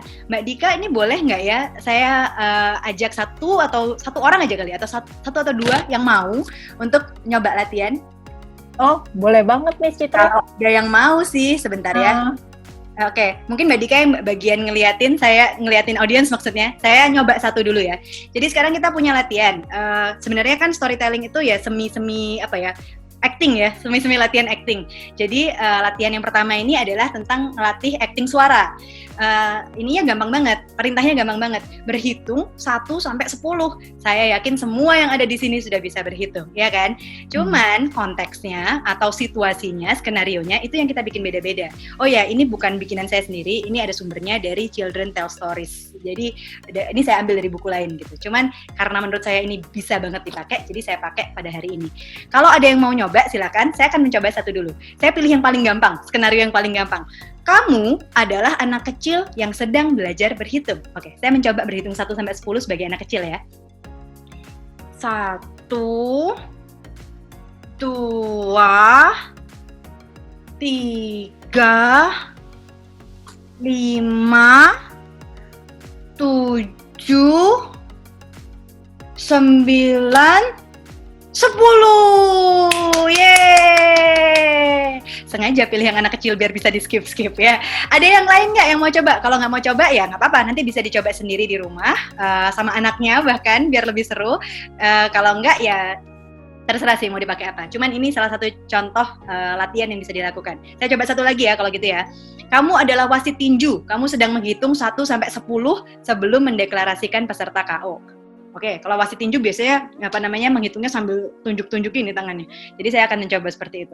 1, 2, 3, 4, 5, 6, 7, 8, 9, 10. Yeay, kita punya pemenang baru. Kayak gitu ya. Dan yang lainnya silakan bisa dicoba sendiri. Ini latihan paling gampang nih, nggak perlu pakai guru teater nih. 10 berhitung 1 sampai 10, bayangkan situasinya beda-beda. Oke, nanti materinya kalau mau bisa minta di Mbak Dika. Oke, berikutnya kita move on kalau gitu. Tadi kita udah ngomong soal elemen audio. Kita bakalan move on ke elemen visual.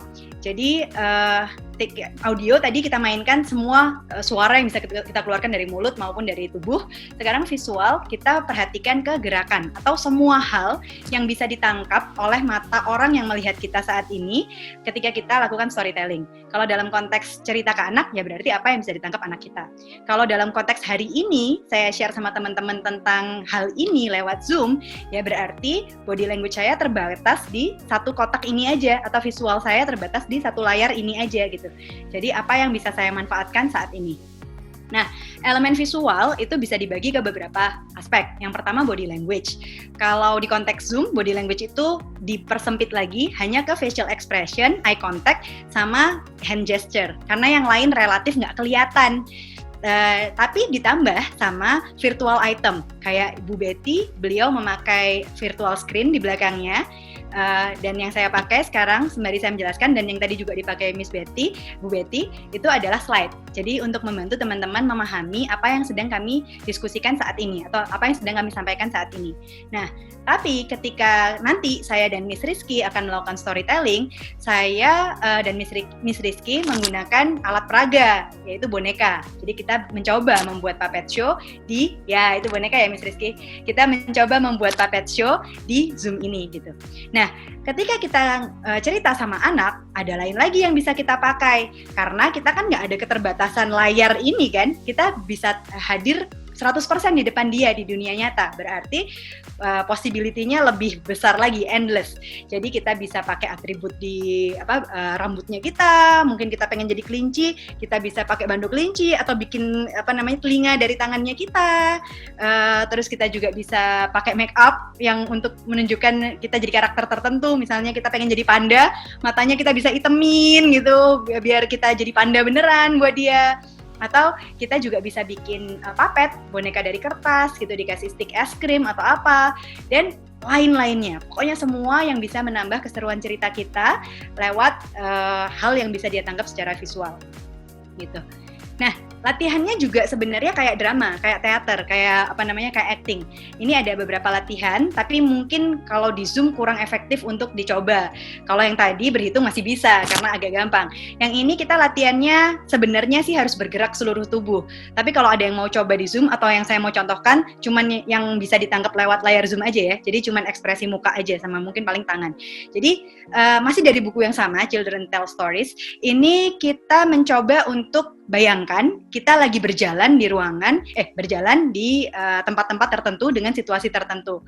Misalnya saya ambil salah satu, kita pulang dari kantor dan ingat di rumah masih ada tumpukan baju kotor, piring kotor, dan lantai kotor yang harus dibersihkan. Padahal pulang dari kantor udah capek.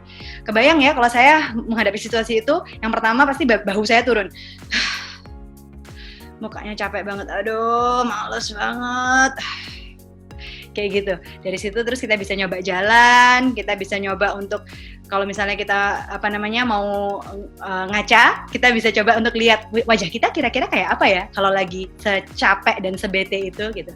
Nah, ketika kita bisa membayangkan ada di situasi-situasi itu, kita jadi bisa menghasilkan ekspresi-ekspresi yang dibutuhkan ketika ada di situasi itu.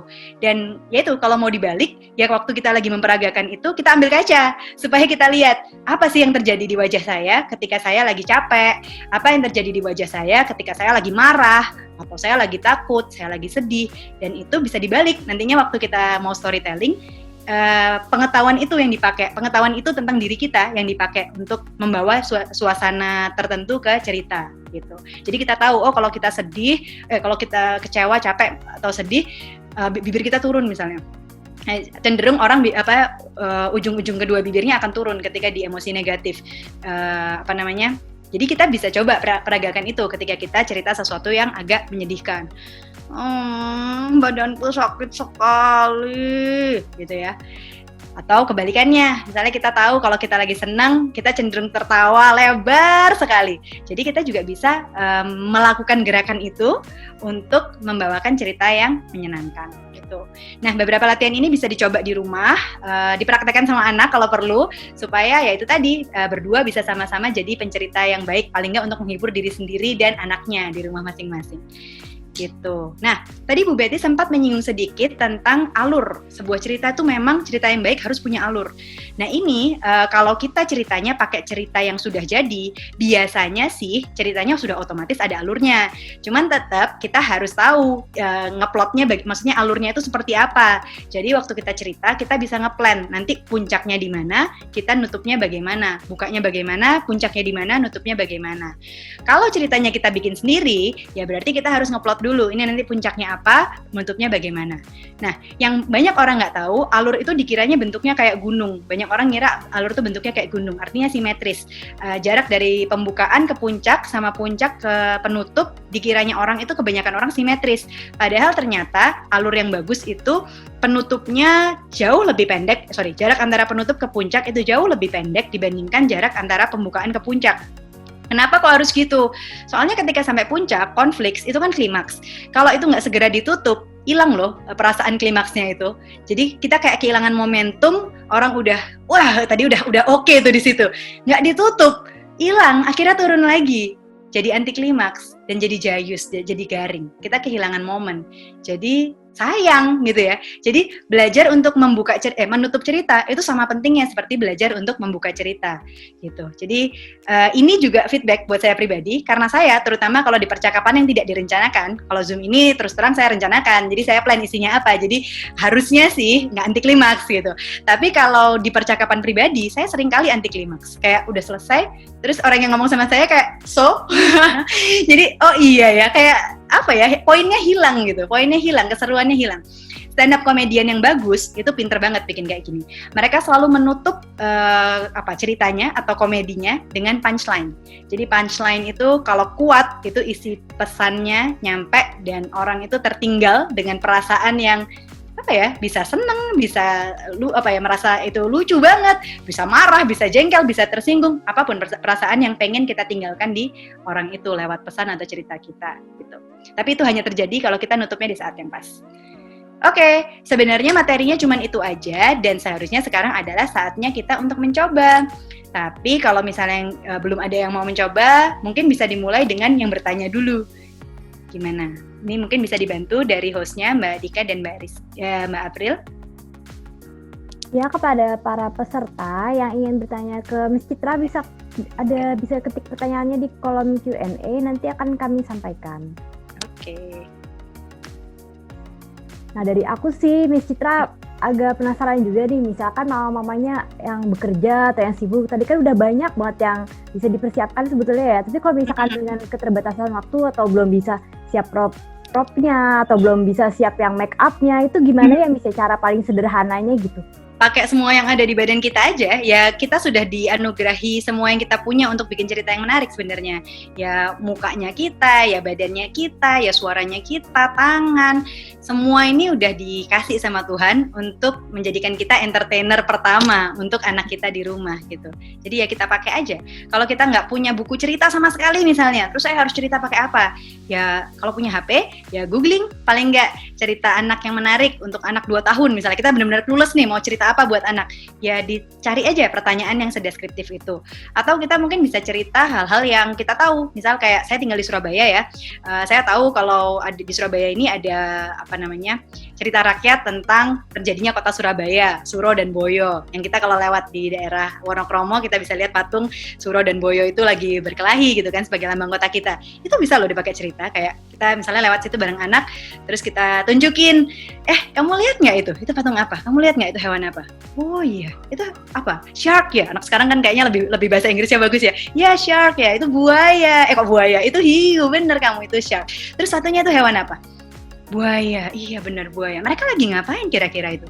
Putar-putar, iya putar-putar bener. Mereka putar-putar, mereka ngedance bareng. Oh iya ngedance bareng, iya bener mereka ngedance. Tapi mereka sebenarnya zaman dulu itu mereka tuh berantem untuk rebutan wilayah di daerah kita ini sekarang. Dulu daerah kita tuh banyak lautnya di sekitar kita, sampai sekarang masih ada.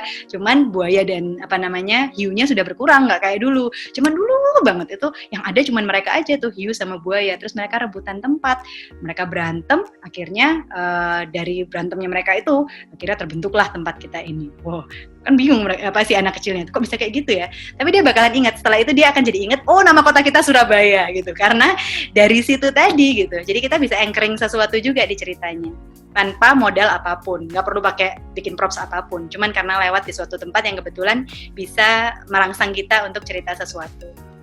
Yang penting tadi ya Mbak ya, belajar intonasi, pitch, dan cara mengatur suara agar lebih menarik ya Mbak. Iya, buang malu. Lagian sama anak sendiri kan ya. Iya. Mbak, tadi di kolom pertanyaan sempat ada yang tanya nih, bukunya Mbak Citra itu kayak apa ya, temanya apa? Boleh dibahas sedikit ya Mbak ya? Oh boleh. Jadi untuk yang seri Balita yang pertama ini kita kasih nama seri Balita Cerdas. Jadi kita mengangkat tema kecerdasan majemuk. Ide awalnya sih gini. Jadi saya sendiri termasuk sebenarnya korban itu sih. Jadi orang tua di Indonesia umumnya itu punya stigma anak pintar tuh kayak apa? Anak pintar itu biasanya yang dianggap pintar itu yang jago matematika, jago berhitung, jago fisika, jago kimia. Kok ya kebetulan dulu waktu SMA tuh saya masuknya ke jurusan IPA, tapi saya nggak jago semuanya itu gitu. Jadi minat saya bukan di situ, mungkin bakat saya juga bukan di situ gitu. Nah, tapi ternyata saya punya bakat dan minat di bidang lain gitu. Nah, saya beruntung karena orang tua saya tipe yang membiarkan saya explore semuanya. Tapi kan nggak semua orang tua kayak gitu. Jadi saya berkaca dari situ, saya pikir ada bagusnya nih kalau orang tua itu mumpung anaknya masih kecil itu bisa punya wawasan kalau kecerdasan tuh macam-macam. Dan saya berangkat dari teori kecerdasannya Howard Gardner. Dia mention ada 9 saat ini kecerdasan majemuk itu. Di situ banyak banget. Jadi yang kayak dibahas hari ini lewat puppet show nanti itu adalah tentang intrapersonal. Intrapersonal ini salah satu kecerdasan yang sulit untuk disampaikan ke anak karena itu kan terjadinya di dalam ya. Kita kan nggak bisa ikut masuk ke dalam gitu. Nah, kita bisa lakukan ya ngiklan ke dia lewat cerita-cerita, connect ke dia lewat cerita yang harapan kita bisa dia maknai dan dia bawa masuk ke dalam kalau dia izinkan yang tadi itu ya. Jadi ya gitu. Fungsinya itu sih ngasih wawasan wawasan ke orang tua bahwa anak itu unik, kecerdasan itu macam-macam, setiap anak itu bisa punya kombinasi yang beda-beda, dan harapannya nggak ada yang dijudge bodoh gitu, karena mereka punya takdir yang beda-beda, karena ya itu tadi kombinasinya beda-beda. Mungkin bisa dikasih lihat sebentar, Mbak? Satu aja yang saya bawa, yang lainnya di itu. Ya. Ini hari ini mau diperformkan, ini Baba Berani Berpendapat, ini tentang interpersonal skill. Ya. Jadi ini nanti akan ada 9 judul, yang sudah terbit 4, yang sedang terbit 2, yang maksudnya sekarang ini terbit ada 2, intrapersonal skill, sama satu lagi itu kinestetik Ya. di gerak tubuh gitu ya, motorik kinestetik. Jadi sudah ada 6 ya, Mbak ya? Udah ada 6 sekarang, nanti tambah 3 lagi. Di bagian belakangnya itu juga ada kuesioner, singkat banget sih, survei sederhana dari psikolog untuk ngebantu orang tuanya ngedetect kira-kira anak ini dominan nggak di tipe kecerdasan ini gitu. Jadi setelah misalnya punya 9 gitu ya, kayak anak saya sendiri, intrapersonal dia tinggi, kalau nggak salah dia 80 intrapersonalnya. Tapi yang kinestetik 20. Jadi ya nggak apa-apa gitu. Dan ini bukan tinggi-tinggian, bukan berarti kalau anak saya harus jago dong, semuanya harus 100, ya enggak gitu. Justru kita pengen lihat kira-kira dia strong dominannya di mana gitu, supaya bisa bantu ngarahin dia ke hal-hal yang memang dia minat, dia suka belajar, dan suatu hari membantu dia menemukan dia ini mau jadi apa sih gitu. Gitu sih. Kadang dari cerita-cerita itu kita bisa nyimpulin sendiri ya, Mbak, kalau misalkan wah anak saya ini lebihnya di mana, kurangnya di mana. Kalau lebih mungkin mau ditingkatkan, kalau kurang masih bisa diasah gitu ya. Iya, itu juga keputusannya di orang tua. Jadi kalau misalnya kayak saya tadi, saya bilang, anak saya dia kurang nih di kinestetik. Ya kalau saya sih so what, ya udah berarti saya nggak akan kejar-kejar dia untuk ayo kamu harus lari, harus jago main bola kalau saya. Tapi bisa jadi ada orang tua lain yang merasa, atau bisa juga itu dipahami dari segi berbeda. Misal saya lihat, dia kurang di kinestetik. Wah, berarti latihan fisiknya harus banyak supaya badannya sehat kuat gitu. Soalnya terutama di era pandemi kayak sekarang ini, kalau kita nggak banyak gerak nanti jadi lebih gampang sakit. Misalnya bisa dipahami juga kayak gitu. Jadi latihan olahraga harus diperbanyak supaya dia tetap sehat. Misalnya kayak gitu. Mbak, ini ada pertanyaan di Q&A dari Amidia Tri Agusti. Halo Kak Citra, anak-anak biasanya konsentrasi masih kurang. Terkadang bercerita baru membaca 3 halaman, anaknya sudah kabur. Iya bener ya. Bagaimana supaya anak bisa konsentrasi dan mendengar dengan baik? Kalau kita cerita dengan intonasi, permainan suara, anak justru ketawa dan ujung-ujungnya malah ngajak bercanda. Bagaimana cara menarik fokus mereka untuk menyelesaikan cerita kembali? Oke, terima kasih Mama Amidia. Nah, kalau diajak bercanda ya saya ikutin. Jadi kalaupun misalnya ceritanya tadi baru selesai dibaca 3 halaman, terus anaknya ngajak bikin cerita lain dari cerita yang tadi, ya saya ikutin sih. Saya ikutin. Jadi misalnya di sini ceritanya kan, hari ini Baba, Lili, dan Tata pergi bermain bersama di halaman sekolah gitu. Terus anaknya udah ketawa. Terus misalnya anak saya ngelanjut dengan, terus dari halaman mereka ngelihat ada layangan. Jadi mereka tunjuk-tunjuk ke langit. Ada apa itu di sana? Ya saya akan lanjutin cerita itu. Oh iya, ada layangan. Layangannya bentuk apa? Ya udah bikin cerita baru aja gitu. Kalau saya lakukan begitu. Mungkin ketika moodnya udah pas, saya bawa masuk lagi ke dalam cerita. Misalnya dia udah selesai dengan versinya dia, ya saya masukin lagi. Jadi si layangan itu ternyata nyangkut di selurutan. Akhirnya Baba sama Lili mendekat dan ya ampun, ternyata Baba nggak sengaja kedorong sama Lili gitu. Jadi improvisasinya kalau saya ngikutin anaknya. Kalau anaknya memang waktu itu lagi nggak mood dengar cerita saya, ya saya ikutin dia lagi mau apa. Nanti saya coba lagi gitu. Waktu dia kelihatan udah agak mood, saya ajak masuk lagi ke ceritanya. Pakai jembatannya itu pakai apa yang dia pakai untuk narik saya tadi gitu. Jadi saya tarik dia masuk pakai umpan dari dia tadi gitu. Kalau untuk konsentrasi berarti lebih ke arah penyampaiannya ya, Mbak ya, seperti yang tadi ya. Anak-anak memang konsentrasinya kan pendek, tapi tambah lama tambah baik. Jadi ya itu tadi, kita juga nggak bisa maksa, dan storytelling ke anak ya bukan berarti kita udah latihan, saya udah latihan ini harus 5 menit ini. Ya itu tadi kan pilihannya, kan kita punya 2 pilihan. Kita mau memaksa anak kita, mama mau storytelling 5 menit kamu duduk gitu kan. Atau kita mau nyoba nyampein senyamannya dia dengerin, kalau dia nggak nyaman, ya dia putuskan kapan itu selesai gitu. Dua-duanya ada konsekuensinya. Kalau pilihan yang pertama kita ambil, konsekuensinya memang cerita kita selesai. Mungkin kita puas gitu kan, wah saya berhasil menyampaikan cerita. Tapi so what gitu, karena kita nggak dapat engagementnya dari anaknya, karena entah itu storytelling, entah itu main Lego, entah itu beraktivitas bareng anak coret-coret. Sebenarnya kalau menurut saya pribadi tujuan utamanya engagement. Saya pengen punya bonding yang bagus sama anak saya. Selain tadi saya pengen menanamkan kebiasaan baca, saya pengen dia suka baca dan segala macam. Tapi kalau itu kita lakukan dengan paksaan, ayo kamu duduk sekarang waktunya mama storytelling. Ya dia akhirnya membaca itu sebagai keharusan. Ini adalah waktu di mana saya harus mendengarkan mama. Ya dia akan lakukan itu karena kita memang sementara ini punya otoritas itu sama dia. Tapi ya itu tadi, siap-siap kalau suatu hari kita bukan jadi orang pertama yang dia datang kalau karena bisa jadi dia malah jadi menutup diri dia sama kita gitu. Karena mama ini tukang paksa, saya males kalau sama mama. Kayak gitu. Ya nih Mbak, kita udah mau masuk ke sesi mencoba ya praktek. Ya, ada yang mau coba nggak ya? Nah ini juga. Nah ini dari peserta-peserta yang hadir. Soalnya kita sudah menyediakan 3 hadiah menarik nih ya Mbak ya. Jadi sayang kalau nggak mencoba. Ya, oh ya, ini kan pendaftar itu kan sebenarnya yang dikirimin skrip itu yang sampai kemarin ya Mbak Dika ya. Cuman, yang beberapa kan ada yang daftarnya baru pagi ini. Nah jadi ini ada skripnya. Benar, atau bisa juga cerita bebas aja kalau emang mau bikin cerita sendiri, atau bawain cerita apapun yang nyaman untuk dibawain sama mamanya. Atau bahkan mencoba latihannya Mbak Citra tadi 1, 2, 3, 4, 5 tuh juga oke tuh kayaknya.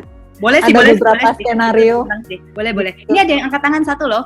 Ini aku allow to talk ya. Oke. Atau diajak ke panelis aja kali biar kita bisa ini panelis. Nih sudah ada di panelis Bu Elizabeth Simorangkir.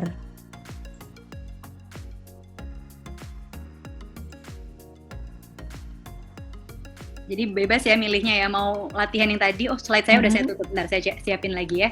Mau yang tadi, mau berhitung atau mau acting ekspresi, ya. Atau mau sendiri, yang mungkin punya cerita sendiri, atau mau cerita yang skrip tadi. Bebas yang mana aja. Oke, selamat datang Ibu Elizabeth. Iya, halo datang. Di-unmute dulu. Iya, untuk suaranya boleh di-unmute. Oke, sudah Kak? Sudah. Halo. Untuk bahannya Mbak Dika mau di-share screen? Ibu Elizabeth mau pilih bagaimana, apakah mau yang latihan dari Mbak Citra tadi, atau mau sendiri, atau mau pakai skrip yang kami sediakan, terserah Ibu nyamannya bagaimana. Skrip yang disediain aja Kak, skrip yang disediain aja boleh. Oh ya, ini aku share screen lagi ya. Nah ini, dari Baba Berani Berpendapat. Oh iya, ini mungkin bisa di zoom out dulu Mbak, jadi aku biar bisa jelasin juga. Itu kan ada warna-warna, kali dia bingung maksudnya apa ini warna-warna. Jadi apa yang tadi aja deh Kak, yang tadi 1, 2 yang ada sampai 10. Nggak masalah. Ini aku share ya. Benar, sebentar. Kalau gitu saya share screen ya. Mau yang berhitung atau yang acting ekspresi? Acting ekspresi aja Kak, acting berekspresi. Atau satu-satu Saya soalnya kalau baca doangnya tuh emang nggak bisa, jadi kayak flat gitu Kak. Jadi anaknya mungkin jadi nggak tertarik. Sebentar sayang. Nah itu ada anaknya, halo sayang. Halo Kakak. Ya, berhitung sama mama yuk sayang, udah bisa belum 1 sampai 10? Sudah sih Kak, sudah bisa dia 1 sampai 10. Anaknya masih 2 tahun. Ayo Kak. Gitu. Iya dah. Jadi dipilih satunya Kak ya? Ini dipilih 1 ya? Ini yang kayaknya lebih gampang nih. Yang mana Kak? Yang berhitung. Pilih salah satu yang terserah yang orang tua marah atau anak kecil belajar berhitung. Ada orang lupa ulang tahun kita, terus kita berjalan ke kamar, kita buka pintu, kita nemuin 10 kado di dalam kamar. Kita ngitung kado itu, kebayangnya sih sambil nangis ya, sambil terharu gitu. Ternyata orang-orang inget ulang tahun itu. Kayaknya kamu adalah anak kecil yang sedang belajar berhitung aja Kak. Paling gampang itu ya. Dari 1 sampai 10 selesai. Udah. Ya, dimulai ya Kak? Ya. 1, 3, 5, 7, 10. Yeay. Terima kasih Bu Eli. Salam buat si kecil. Iya, Kak. Iya, itu kakaknya. Iya. Siapa tatanya? Tuh. Iya, halo. Sebentar lagi ada Puppet Show. Jangan kemana-mana ya. Iya, Kak. Bentar. Makasih Bu Eli. Oke, Oke, ini kami kembalikan ke attendee ya, Bu. Nah, Silakan, ada lagi yang mau mencoba? ya mungkin lebih. Ini Amidia. Oh, nih. ada Armidia. Oke. Sebentar ya, Ibu Amidia. Bu Amidia ini dari apa namanya salah satu followers kami di Balita yang aktif sekali dan jago bercerita. Nah, jago bercerita. Nah, ini harus bercerita ini kalau ibu yang satu ini. Halo Ibu Amidia. Ibu Amidia sudah di panelis ya? Masih ke-mute ininya, speakernya mikrofonnya mungkin bisa di-unmute dulu.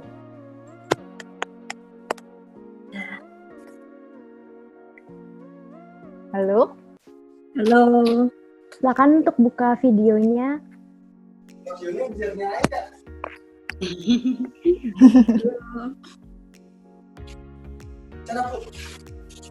Halo. Halo Ibu. Udah bisa. Sudah terdengar suaranya, tapi videonya belum muncul. Bentar. Iya ya, Kak Papa. Kalau yang peserta lainnya ada yang mau juga mulai berpikir-pikir mungkin. Halo. Ya.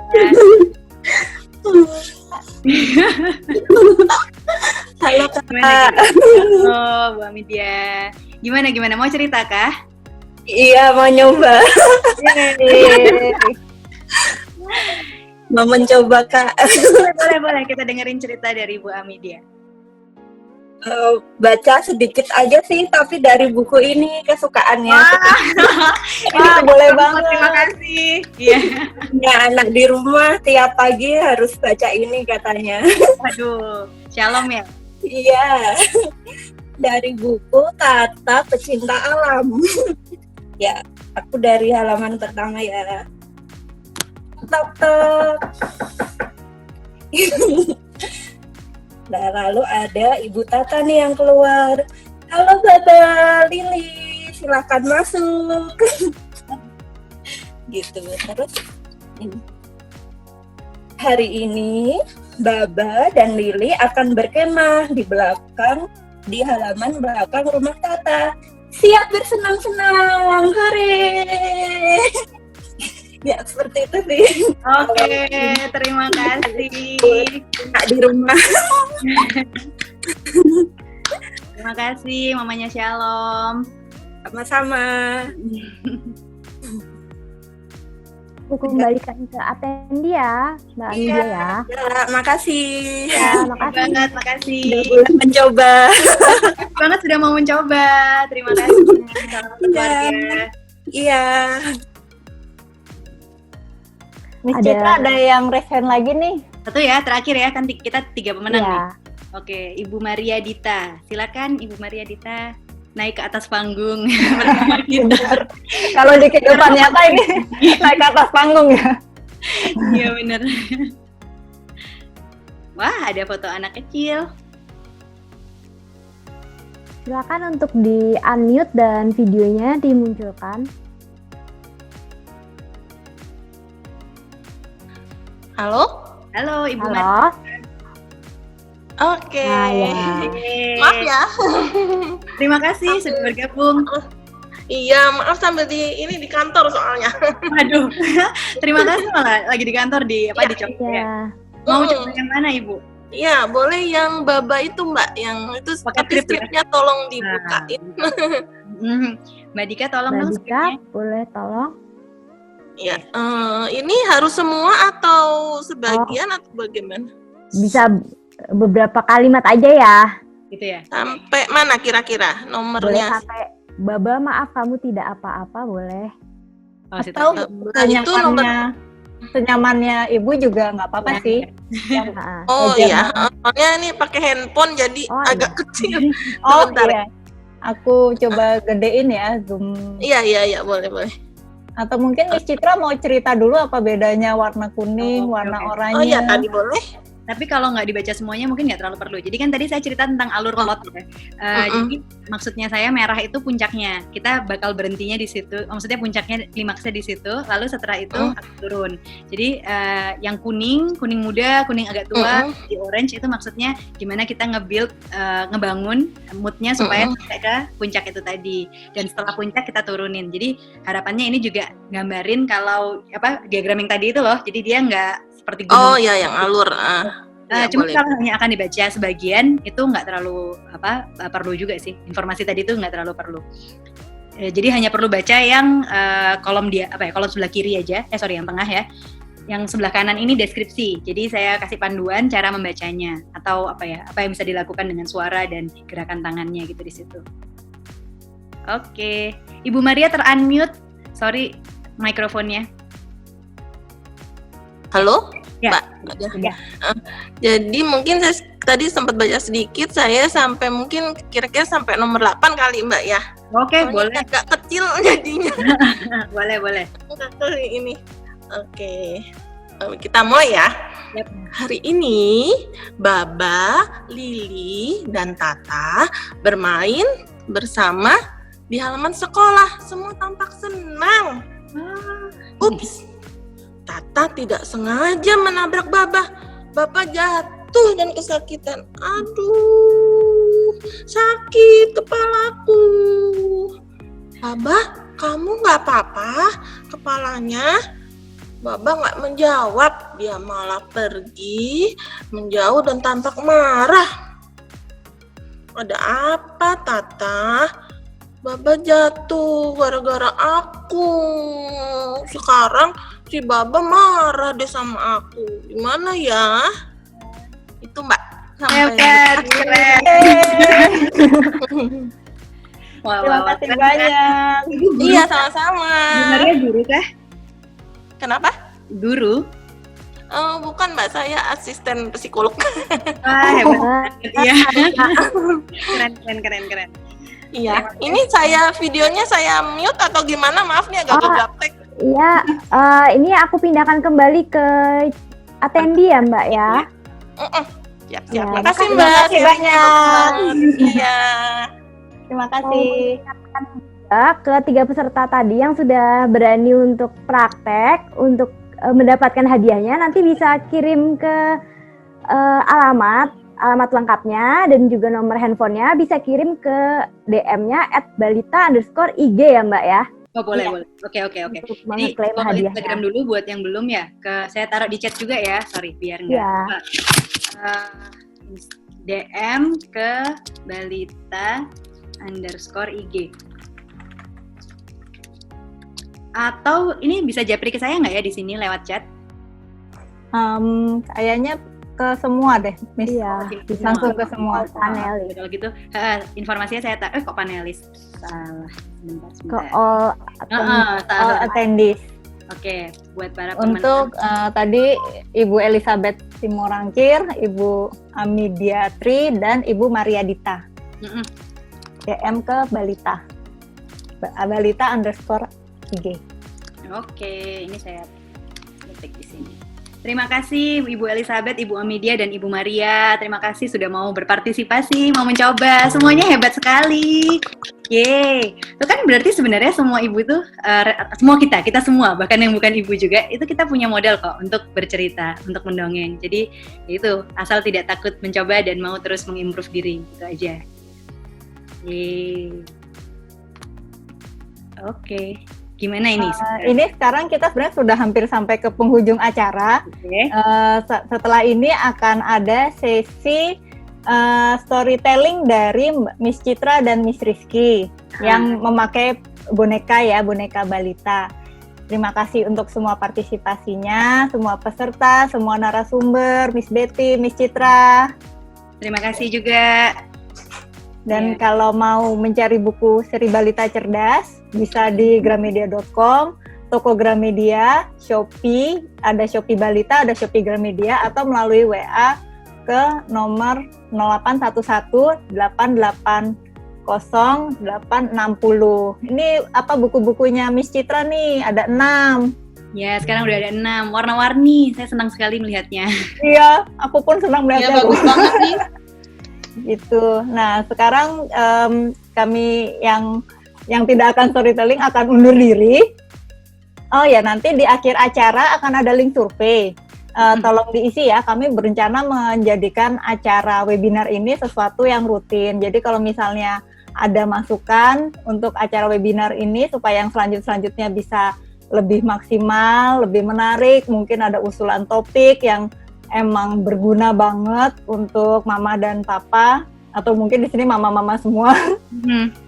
Kami welcome banget dengan semua masukan.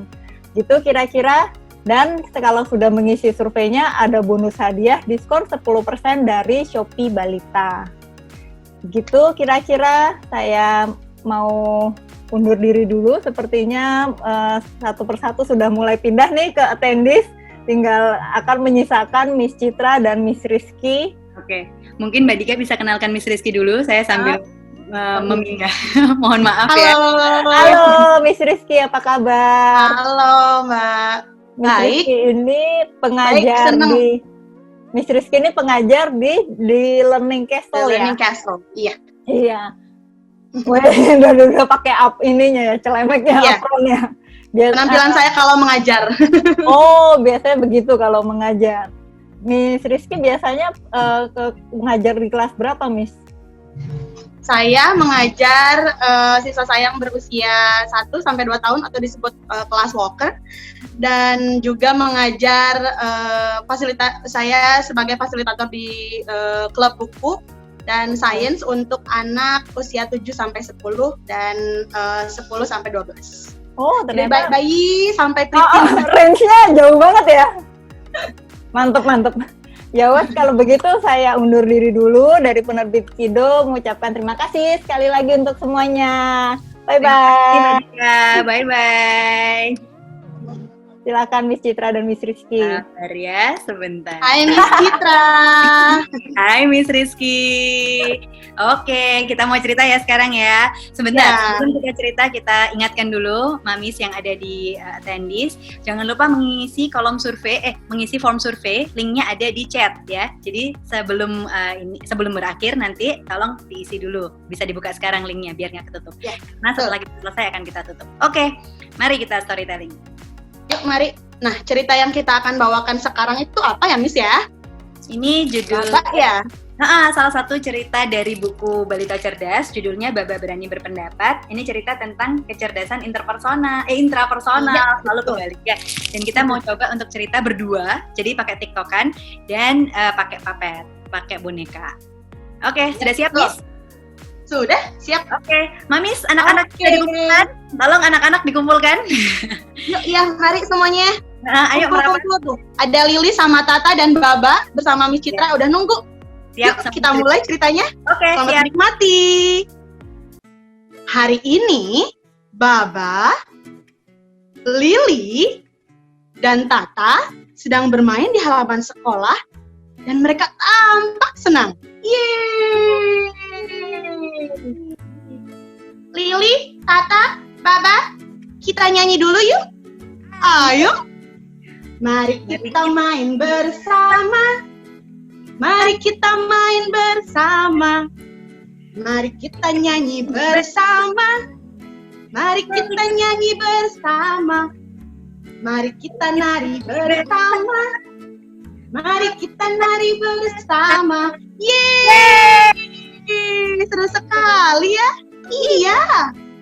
Tiba-tiba, ups, Tata tidak sengaja menabrak Baba yang sedang bermain. Oh. Baba pun terjatuh dan tampak kesakitan. Oh. Baba, maaf. Kamu tidak apa-apa. Aku tidak apa-apa. Baba tunggu. Baba terlihat sangat marah dan kesal, dan dia terus pergi menjauh. Lalu, Lili pun menghampiri Tata. Ada apa, Tata? Itu, aku tidak sengaja menabrak Baba. Dan sekarang Baba marah sama aku, Li. Oh, begitu. Aku coba ngomong sama Baba ya. Baba, ada yang bisa ku bantu nggak? Aku tidak apa-apa. Meskipun Baba bilang begitu, tapi dia terus pergi menjauh dan masih tampak kesal. Tata dan Lili pun tidak tahu harus berbuat apa. Tata tampak sangat merasa bersalah. Aduh, gimana dong, Li? Aku juga tidak tahu, Tak. Mereka pun terus memandangi Baba yang terus pergi menjauh. Tiba-tiba, Tata, Lili, maafkan aku ya. Sebenarnya dari kemarin kakiku ini sudah sakit, jadi gampang jatuh kalau kena dorong sedikit. Aku sebenarnya masih ingin main sama kalian, tapi aduh, kakiku sakit sekali. oh begitu, Pak. Kenapa kamu nggak bilang dari tadi? Kami pasti mengerti, ya kan, Li? Iya. Mereka pun berbaikan. Yeay. Maaf ya, Baba. Lain kali aku akan lebih berhati-hati. Iya, Lili, maafkan aku juga. Kalau begitu, kita antar Baba ke ruang ibu guru yuk, biar diobati. Oke. Ayo, Mbak, mari, Mbak. Ayo. Baba, lewat sini, Mbak, bukan ke sana. Oh, Ayo ke sini. oke. Iya. Sesampainya di ruang ibu guru, Baba, semoga cepat sembuh ya. Terima kasih, Tata dan Lili. Nanti kalau kamu sudah sembuh, kita main bareng lagi yuk. Oke, terima kasih. Sampai jumpa. Sampai jumpa. Dadah, Baba. Yeay.